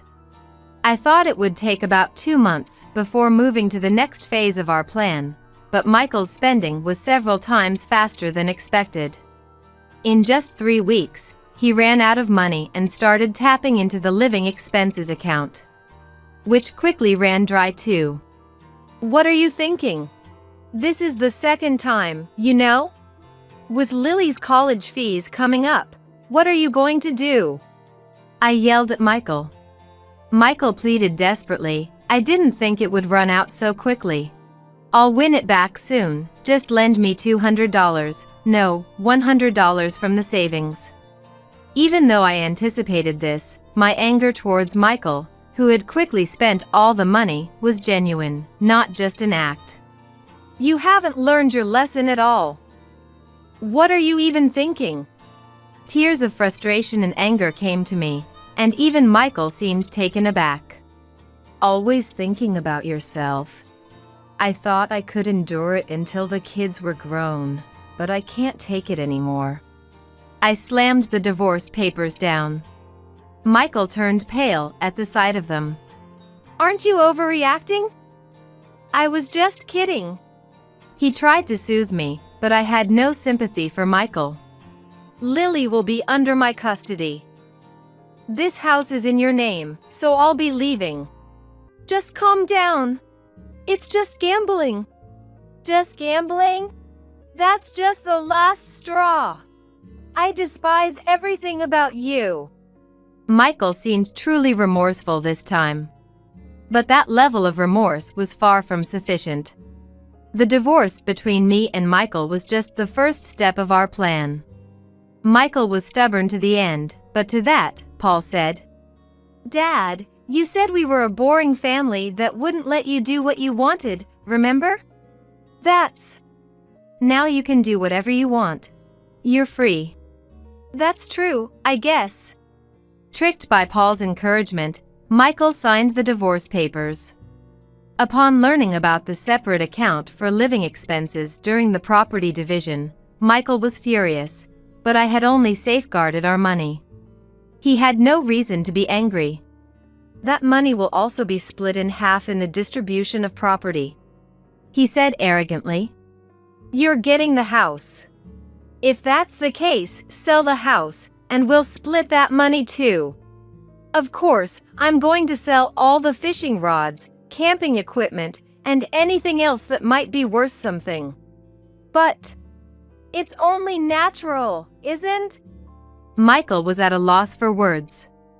He didn't want to sell the house and, despite having no plans to use them, didn't want to part with his fishing rods either. In the end, I was able to receive all the savings. With that money, Lily and I started living in an apartment. I'm an adult, so I'll stay here, Paul said, seemingly content, but that was just for show.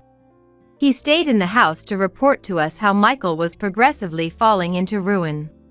Michael's descent into hell was slow, like descending a staircase. Whether it was the stress of the divorce or the freedom of no one nagging him about gambling, he began visiting the gambling dens daily. It had been only on weekends before, but now, losing and coming home after work became his routine. Hey Dad, welcome back. Paul would greet him as if nothing was amiss. I'm home. What am I having for dinner? Nothing. I just got back too. What are you eating then? This? It's the stew Mom made. Paul would flaunt the food I prepared for him right in front of Michael, who ended up eating instant noodles. Michael's envious gaze at Paul's food. Give me a bite. After a while, Michael would always say this, and Paul would refuse with, "No way." This exchange continued daily. Then, about a month later, while eating instant noodles, Michael asked Paul, "Paul, I'm sorry to ask, but could you chip in for the house expenses?" What? You know, utilities and stuff cost money. Michael seemed solemn, but Paul quickly caught on. Ran out of money, haven't you? No, it's not like that. Michael avoided eye contact as he spoke. Paul stood up, looking exasperated. I've been contributing monthly. You've used that up too, haven't you? What? I can't give any more money. If you're still asking for money, then I'll leave. Indeed, Paul had been contributing financially since he started working. Even after we left, he continued to deposit money into the living expenses account. Right, I was wrong. You can stay. Michael desperately tried to keep Paul from leaving. But Paul laughed and said, But you know, I used to contribute because Mom did all the housework. Now that I think about it, you don't do anything, and I'm the one doing all the housework, right? So, it's only natural for you to cover the utility bills, and I shouldn't have to contribute at all, should I? At those words, Michael had nothing to say. The house remained clean thanks to Paul. It must be difficult for him to even look at Michael, the person he despises the most. I admire Paul's determination to decisively push Michael further down. Yeah, you're right. Michael nodded, flustered, but Paul added, Well, I'm leaving anyway. Paul played Michael perfectly, inflicting sure damage while leaving him disoriented. Michael tried to stop him, but Paul shrugged him off and left him behind. What followed was predictable. Neighbors, unaware that I had left, began to contact me frequently. The house looks neglected. Are you away? Michael seems really worn down. Is everything all right? From the messages, I could easily imagine the kind of life Michael was leading. Furthermore, there were reports of scary people are visiting. Should I call the police? I seriously wondered what was going on, but it seems he has borrowed money from a loan shark. That means he really must have no money left. As expected, I received a call from Michael. Sophia, help me. You're the only one I can turn to now. The only thing Michael was capable of doing was begging for money. I had no intention of helping such a person, but I decided to get in touch. I have something to discuss with you. I'll come to the house tomorrow. Michael responded, I'll be waiting, to my message. The next day, I headed to the house. With Paul, Lily, Mia, and a man. 5 of us went to the house. Oh, everyone came along. I've been waiting.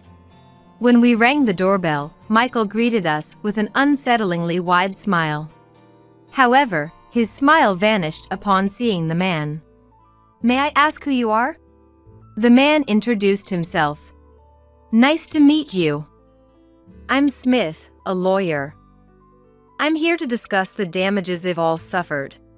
Damages? Yes. The infidelity against Sophia, defamation of Paul, and sexual assault against Mia. What? Hearing these words, Michael let out a strange noise and turned pale, breaking out in a cold sweat. Let's talk inside. Actually, something urgent came up. I'm sorry, but I have to ask you guys to leave now. Noticing our gaze, Michael seemed to finally grasp the situation. In the next moment, he tried to flee. Don't run! Paul caught him and said, I know everything you did.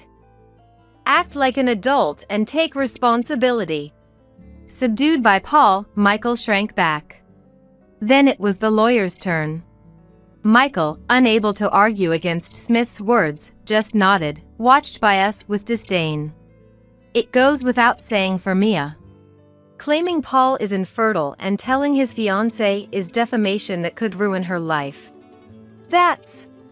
Please reflect on your actions. We then collectively demanded $100,000 in compensation. Smith explained to Michael the breakdown and its amount. I can't possibly pay that. Michael pleaded to Smith and the others.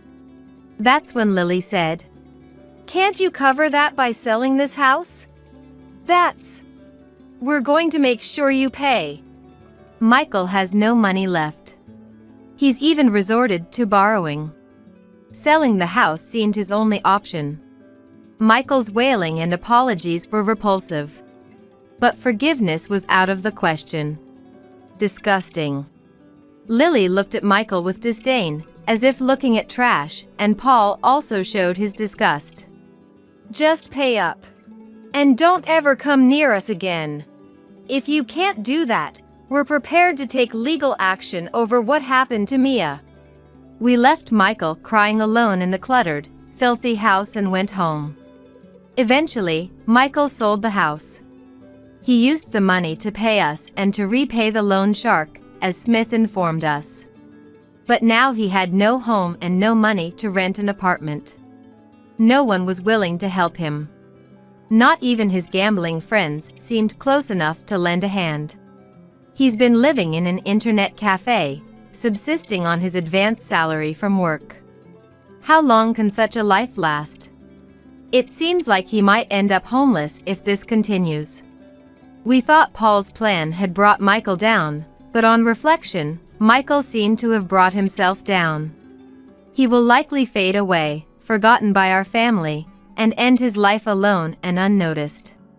Mia and Paul got married. The child is innocent.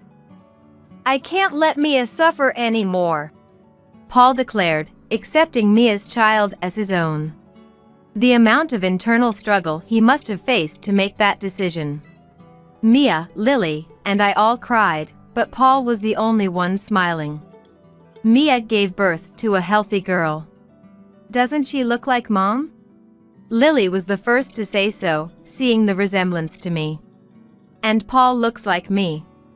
If the baby looks like me then, and so we had a DNA test and it revealed the child was indeed Paul's. It seemed there had been a mix-up with the due dates. Mia, Lily, and I cried.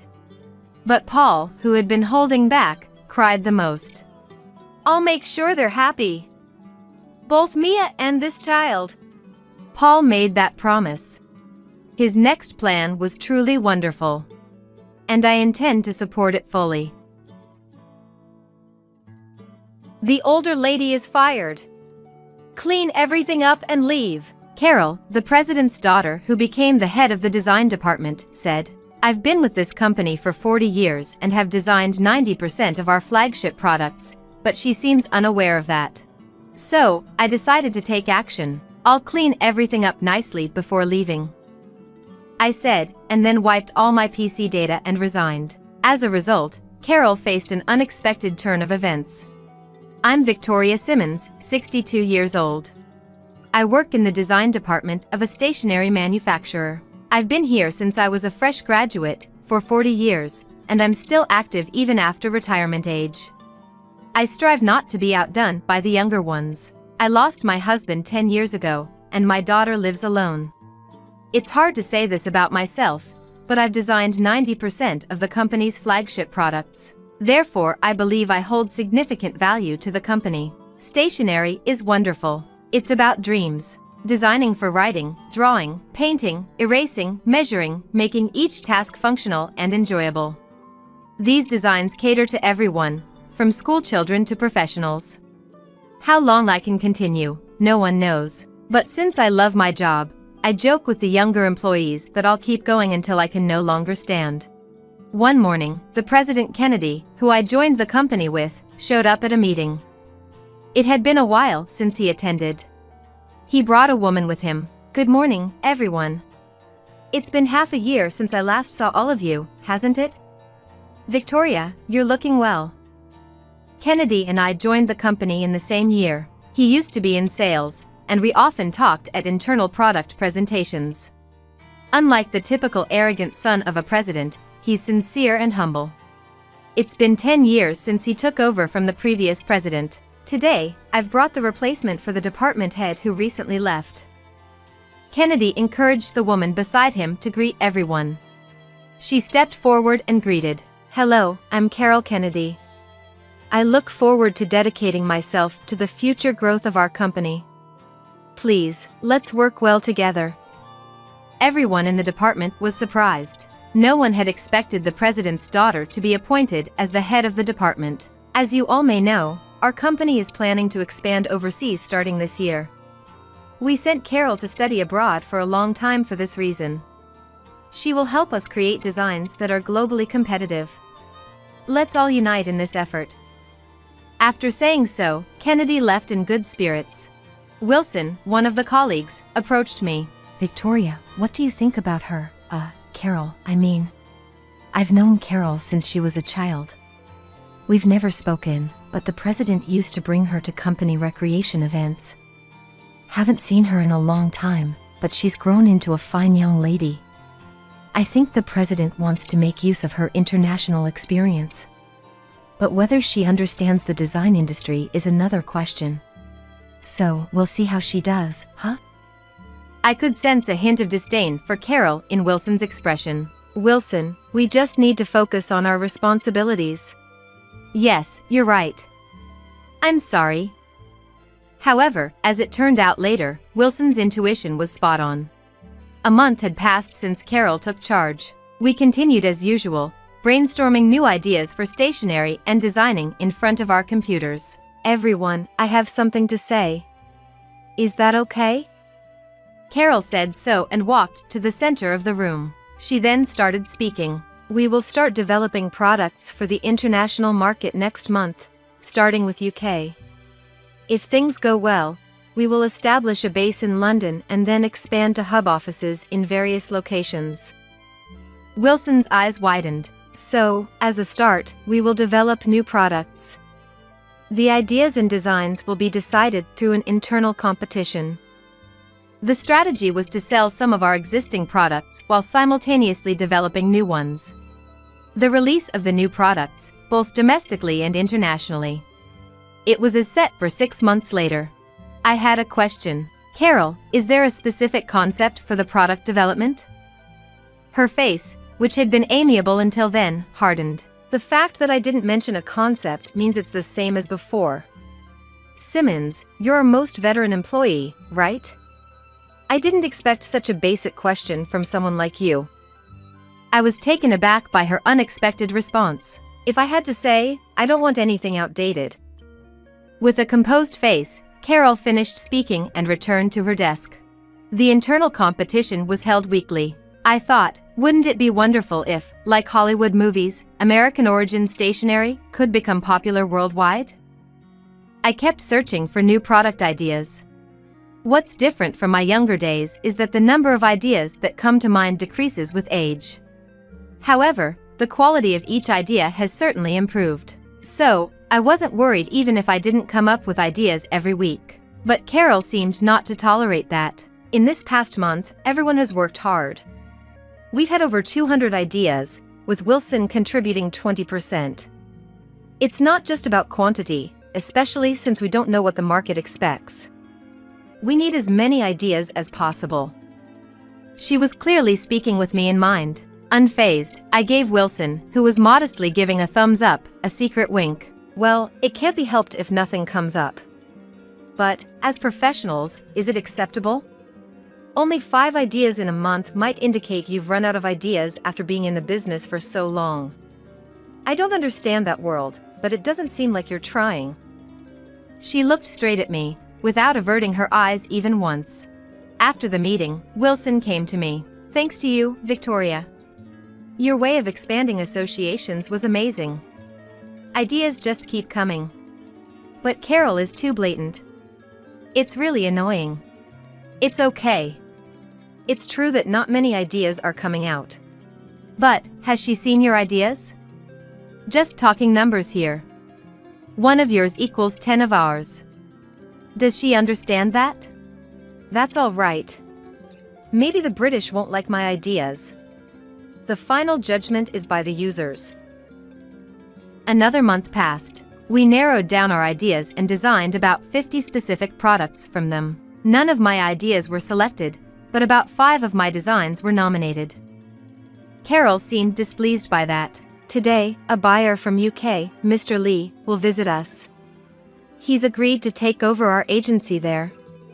We hope to decide today, but at least we want to narrow it down to about 5. Especially the younger ones, look forward to it. In the afternoon, Lee arrived and headed to the conference room with Carol. They returned after about 3 hours. Congratulations, Wilson. I think it will be one of your 3 designs. Carol spoke to Wilson with a big smile. He looked surprised.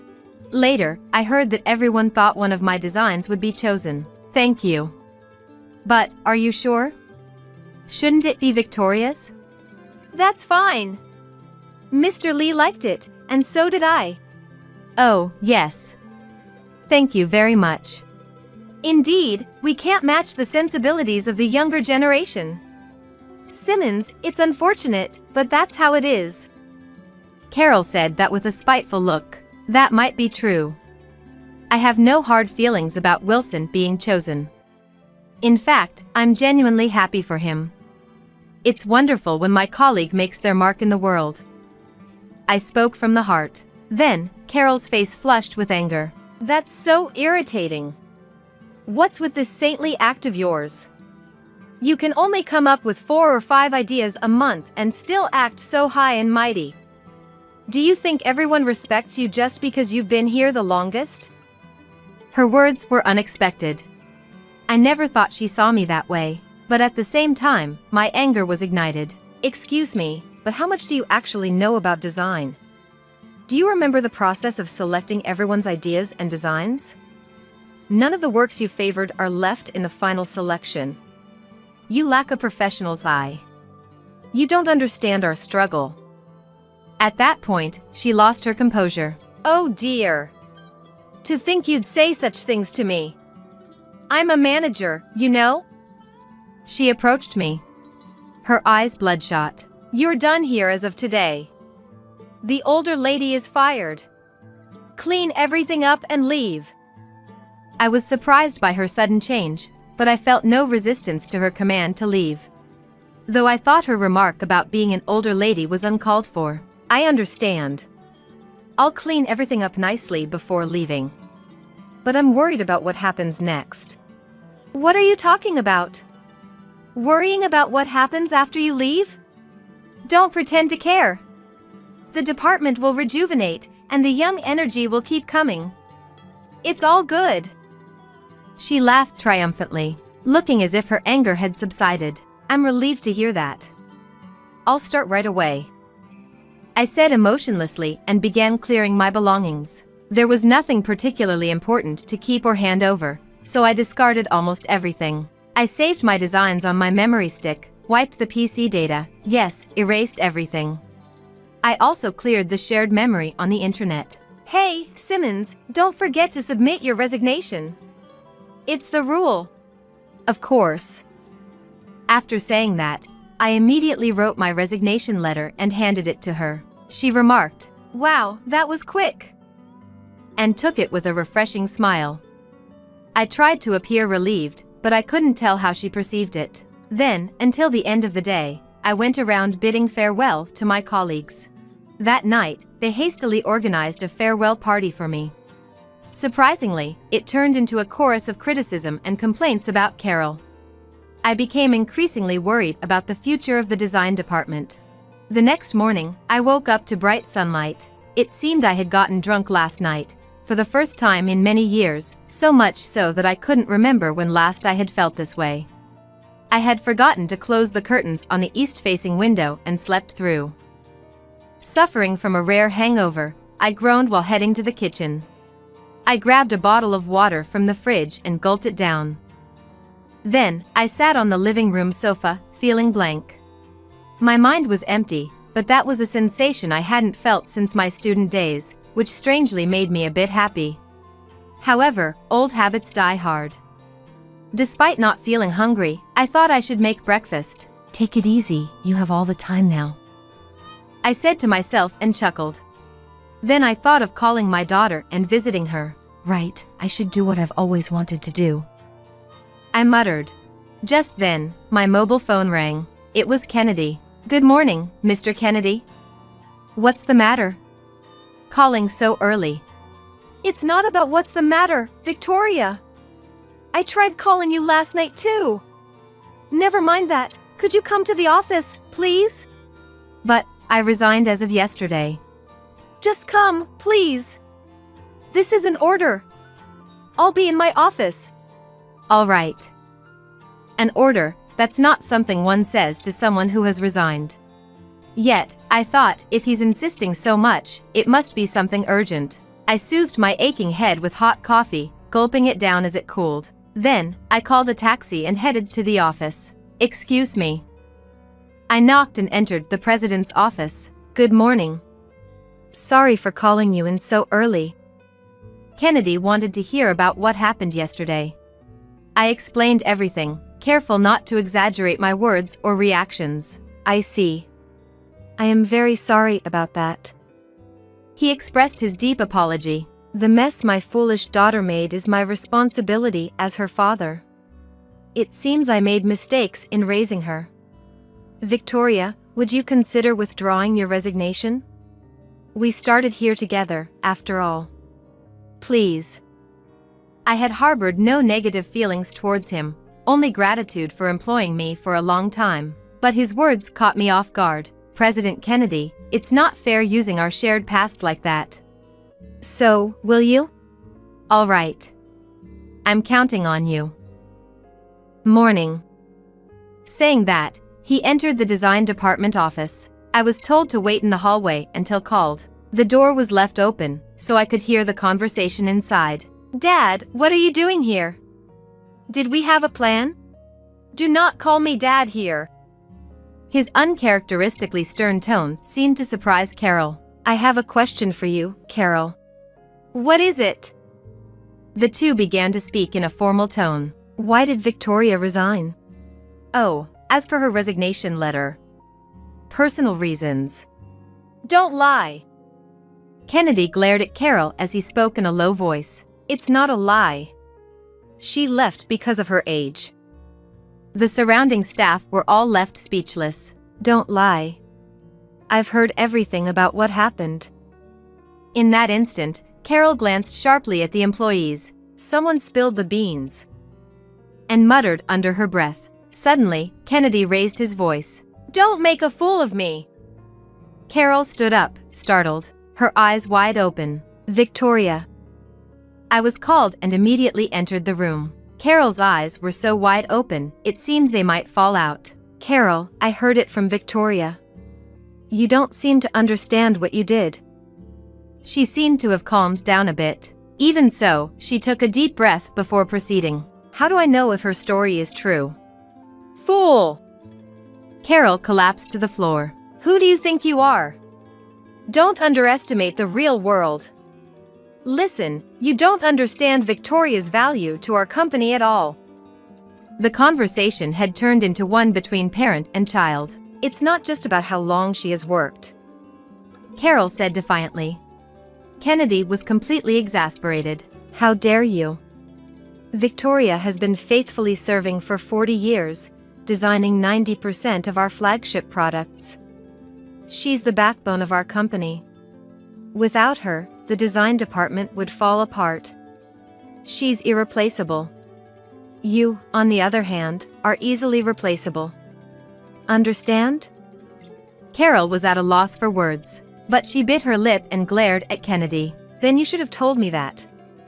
How am I supposed to know if no one tells me? She spoke like a petulant child, and laughter could be heard from the staff. Carol glared at them. Seeing that, Kennedy turned towards the staff. Everyone, I am truly sorry. This incident is my responsibility as her father. That's right, I never wanted to be in this department in the first place. Dad is to blame. I thought my blood vessels might burst. You are unbelievably hopeless. Kennedy and Carol both looked surprised, caught off guard. I had made up my mind. Carol, let me be clear. You are not cut out for a managerial role. In fact, you have a fatal flaw as a professional. Your conversation with President Kennedy just now proves it. You may have forgotten, but you called me an older lady. And as I've said before, your judgment in design is non-existent. It's hopeless. Carol was still in shock. I've changed my mind and decided to come back to work, for the sake of the president and the design department. I've chosen to cherish my passion. I then said to Kennedy, I'm sorry for my outburst. He shook his head and replied, not at all. Thank you. Carol was biting her lip in frustration again, this time looking down. Then, a phone call came. It was for Carol, but after a moment of hesitation, Kennedy answered it. The caller was Lee. Kennedy listened, nodding and showing surprise at times, and eventually said, that's fine. I apologize for the inconvenience. We look forward to continued cooperation. He hung up. It was about the selection of the design. Lee said that although my design was his top choice, he reluctantly went with Wilson's due to Carol's strong insistence and persuasion. He found it hard to discard my design and thus reached out. It seemed that Carol had come to terms with the situation. She finally seemed to surrender. She dropped like a wilting sunflower. After Lee's call, Kennedy laid out the conditions to Carol in front of the staff. You will decide your own future. If you want to work in our company, start from the new employee training.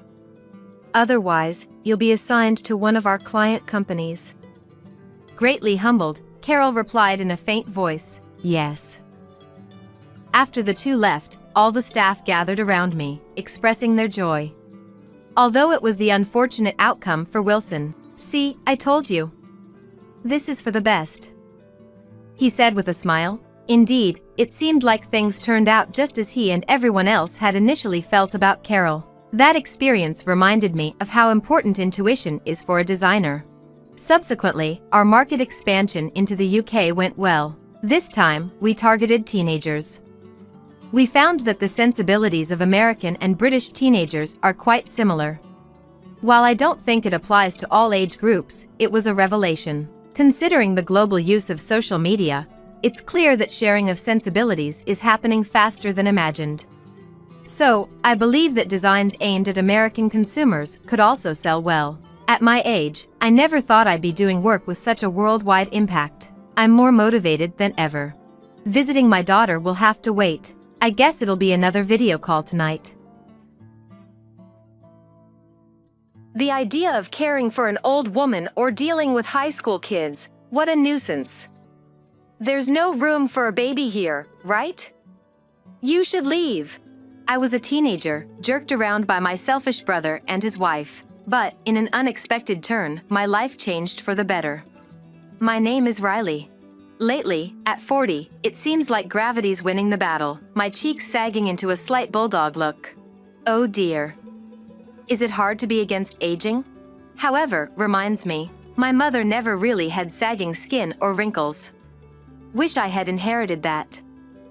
I think she was quite beautiful.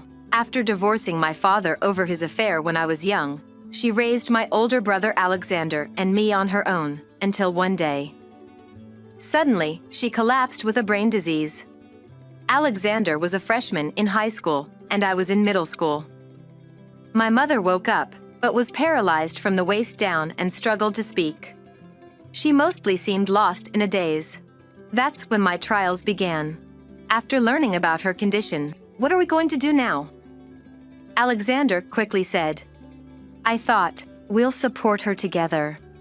But, Alexander said, I can't handle caregiving. Mom wouldn't want a man taking care of her, right? I have to study, so you handle it all. And he just dumped it all on me. As a middle schooler, I had no idea how to care for someone. I couldn't even imagine the workload or how hard it would be, just felt anxious about the future. Could I really take care of her all by myself? Not long ago, I was just a kid, spoiled by her. The only adult I could turn to was my father, who had abandoned us, and I didn't even know how to reach him. I learned for the first time that she hadn't even received child support from her husband. Even if I could contact him, he would have probably abandoned us again. Knowing the hardships she faced working day and night pained me. Moreover, she was young and ineligible for care insurance, so we couldn't get proper care services. Though we managed living expenses with welfare, there was hardly any external support. There might have been better systems in place, but as a middle schooler, I couldn't understand the bureaucratic paperwork. I just followed what the hospital advised, processing paperwork as told. Yet, Alexander turned a blind eye to me, leaving not only mother's care but all household chores to me. Living in the same house, he enjoyed leisure, sleeping whenever he wanted, while I gave up studying hard and friendships, often sleepless due to caring for my mother. Thus, my teenage years dedicated to household chores and caring for her, I was thrust upon me by Alexander. It happened the year after my mother fell ill. Suddenly, I'm dropping out of high school. Alexander announced. I couldn't help but hope he might assist with the mother's care. I was in my second year of middle school, needed study harder. I needed help, but what he said next was unbelievable. Got a girl pregnant. I'm marrying her and we'll live here. What? Turns out, he had impregnated a classmate. Dropping out to raise the child in our home. A person who wouldn't even care for his own mother, how could he care for a baby? A child making a child, that's what it seemed like. I protested loudly. I don't want to live with you. But, don't worry, I won't bother you. He just laughed it off with a nonchalant attitude. Of course, I couldn't believe those words. For the first time, I wanted to escape. But back then, I was powerless. A month later, Alexander's girlfriend, Stella, moved in. At first, I know it's tough at home. I'll help. She was saying nice things to me, but as expected, within 3 days, I can't strain myself because of the baby. She had me fetching even a cup of coffee. It's no surprise, considering she chose to be Alexander's wife. The high school dropouts stayed home mostly, doing nothing for my mother. When I rushed home to care for her, "What's for dinner?" That's how they would ask me. Moreover, at night, they'd make noise, robbing me of my precious sleep. It's no wonder I lost 10 pounds after Stella arrived. Eventually, Alexander started working part-time at a grocery store, reducing their late-night disturbances, but then Stella's baby was born. Now, it was the baby's cries all night. Honestly, even being told she was my niece, I couldn't find her cute, given my feelings towards Alexander and Stella. I might sound cold, but back then, I was struggling with my studies, trying not to take out my frustration on my mother. I was still a child, with no capacity to adore Alexander's child. Despite being on the edge, I managed to get into high school, thanks to my teacher's extra help. Not the school I wanted, but the closest one with lower standards though.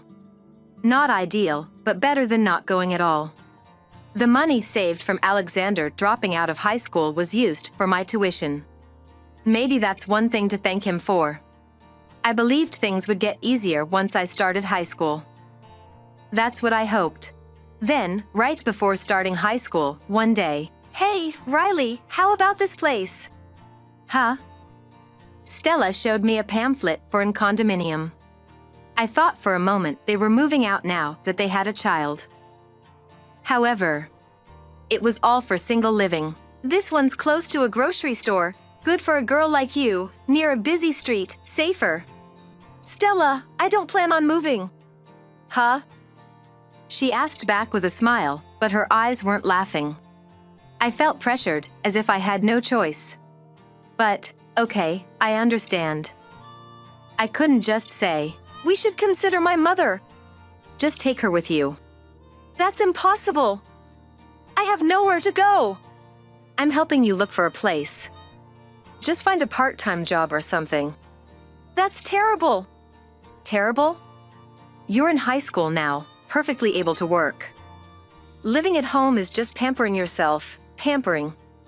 You're in high school, time to move out." "Why do I have to listen to you?" I argued back, tears in my eyes. "I am Alexander's wife. I'm his family. I've got a baby, but I've got an old woman to care for and a high schooler at the same time. How could you deal with harsh situation? Get out quickly." Before I knew it, Stella grabbed my collar and threw me out. Then Alexander roughly dragged my mother out, here, handing her to me. I couldn't believe these were the actions of parents. Stella then kicked my mother's wheelchair and threw my school bag at me. "See ya!"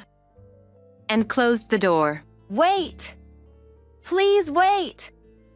I yelled, banging on the door, but they didn't come out. I was really being thrown out. That's when I realized. "What's the matter, young lady?" The voice came from Harris, the old man living across the street. "Mr. Harris!" He asked what happened. "I've been thrown out with my disabled mother." But I couldn't said. It felt embarrassing, somehow shameful. "Come on in for some coffee." He then gestured for me to come over with a smile. Though I was hesitant to enter a neighbor's home so quickly, it started raining, and I couldn't leave my mother out, so I gratefully accepted. Harris gave us towels and warm coffee. Noticing my tension, he made small talk, asking about my favorite things to help me relax. Eventually, "I was kicked out by Alexander and his wife." I opened up. "What will you do now? Do you have somewhere to go?" "I don't know." "How about I offer you a place to live?" "No, we can't. We don't have the money." "Oh my. I wouldn't take money from a young lady like you. It's for free." "That can't be right." "It's okay. Usually, old folks have extra money, and young people should take advantage when they can. I'll even cover your tuition. We can hire someone to care for your mother." "Why would you do for us?" "Don't you remember?" "Remember what?" "I used to be the janitor at your elementary school." "I'm sorry, I don't remember." "No wonder. You were only in 2nd grade, and I didn't have gray hair then. You found me behind the school suffering from chest pain and called for help." Now that he mentioned it, I vaguely remembered. "After that, I quit and moved here, and realized you were my neighbor." "But, just for that, you can't possibly owe me this much." "No, you see, if you hadn't found me quickly, I could have ended up like your mother. I'm really grateful." I couldn't believe it, but Mr. Harris's eyes weren't deceitful like Alexander's. He genuinely seemed to care about us. "You might be wary of a stranger offering you a home. So how about living with my granddaughter? She's in college and studying to be a caregiver. She could help." That sounded reassuring. I didn't want to live with anyone like Alexander again. It was a tough decision, but honestly, I had no other choice. I decided to trust Harris and accept his offer. The house he provided was a mansion, the likes of which I'd never seen, and it was wheelchair accessible. His granddaughter, Scarlett, said, "I was planning to live alone for college but thought it might be lonely." She happily agreed to live with us and even shared the caregiving and household chores. I couldn't help but think, have I come to heaven? It was such a blissful life. Not only did Harris make it possible for me to attend high school, but he also offered to pay for my college, allowing me to pursue an education I thought was impossible. Scarlett was truly like a sister to me, supporting me through my studies. She helped me study for college because I hardly could have attended the high school class. Thanks to her, I was accepted into a university with much higher standards. Later, I learned Harris was from a family that owned a large corporation, involved in everything from food to caregiving services. He had been a janitor as a post-retirement hobby. One day, "How can I repay you?" I asked him. Then, "Why don't you work at one of our caregiving companies?" he suggested. It didn't feel like repaying him, but he said, "Seeing you work hard would be the best repayment for me." So, I accepted the job at his company. Thanks to my job, I was able to earn enough to afford outside care for my mother and live in a wheelchair-friendly house. Furthermore, Harris said, "I want you to meet my grandson, Lucas." He introduced me to Lucas, who was set to eventually take over the caregiving business I worked at. Initially, I hadn't planned on it, but I was drawn to him, a year older than me, and his inclusive nature. We started dating and eventually married. Harris confessed, I had planned for you two to get together from the start. He said that when we announced our marriage. Now we're truly family. He said with a twinkle in his eye, though I was not fortunate with my real family, aside from my mother. I remember being happy to have found a family in that way. My understanding husband agreed to live with my mother. My in-laws were very kind, and we were blessed with 2 children, leading a peaceful life until one day. Riley, isn't this your brother? What? Lucas handed me a resume, and there he was, aged but unmistakably Alexander. It is Alexander.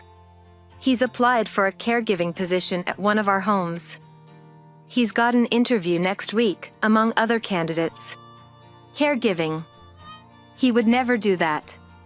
I wonder how he ended up applying here. I don't know. Hey, what if I conduct the interview? He grinned at my suggestion. That's a great idea. He said that on the day of the interview, Alexander appeared in a suit, but his shirt was wrinkled and untucked. He didn't look like someone ready to work. Please, take a seat. He complied, and our eyes met for a moment. Riley! Long time no see. I smiled, speaking to my startled brother. Why are you here? I'm the interviewer. Why are you here? I thought you despised caregiving.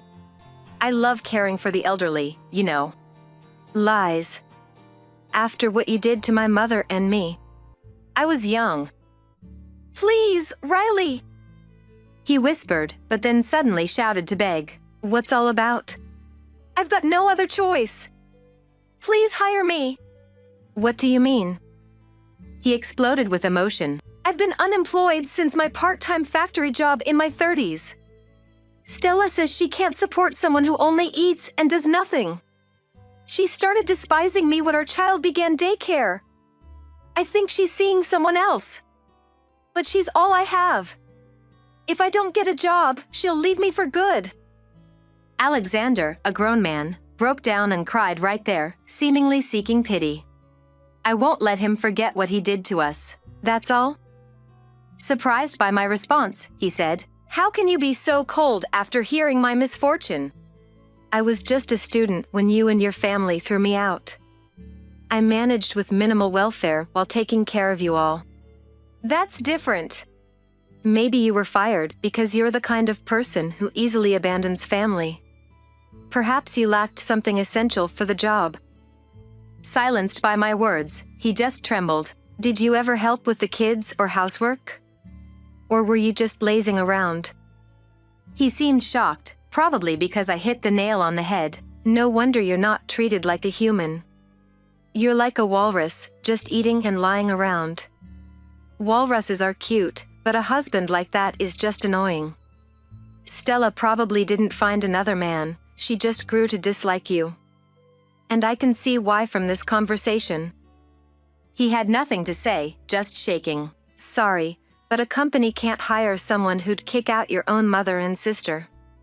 We're not that desperate. What? You're not getting it? You're not hired. No one with 15 job changes like yours could be natural. His resume showed short stints at each job. Likely due to being fired. He's always been self-centered, unfit for teamwork or considerate work. Indeed, even during this interview, his selfishness was evident. I mean, I only have caregiving jobs left. Thought so. Don't worry, I'll spread the word in our affiliates not to hire you. With a smile, I said, Please! Do not such a thing. And Alexander apologized again. That's non-negotiable, for the elderly's safety. And, actually, I'm not really an interviewer. The real interviews ended long ago, and we've already chosen someone. You were never going to be hired. I just gave you a fake schedule. So, no matter what, you won't be hired. Sorry about that. I grabbed his collar and threw him out like he once did to me. Goodbye. And with a smile, I waved goodbye. He tried to re-enter the room, but Luca's subordinate, who was standing by outside, threatened. If you make any more noise, I'll call the police. And they escorted him out of the building. That was the last battle with Alexander. Afterward, he sent a letter to my company. He couldn't find work and was divorced by Stella. The letter begged for help and a job. Typical of his self-centeredness.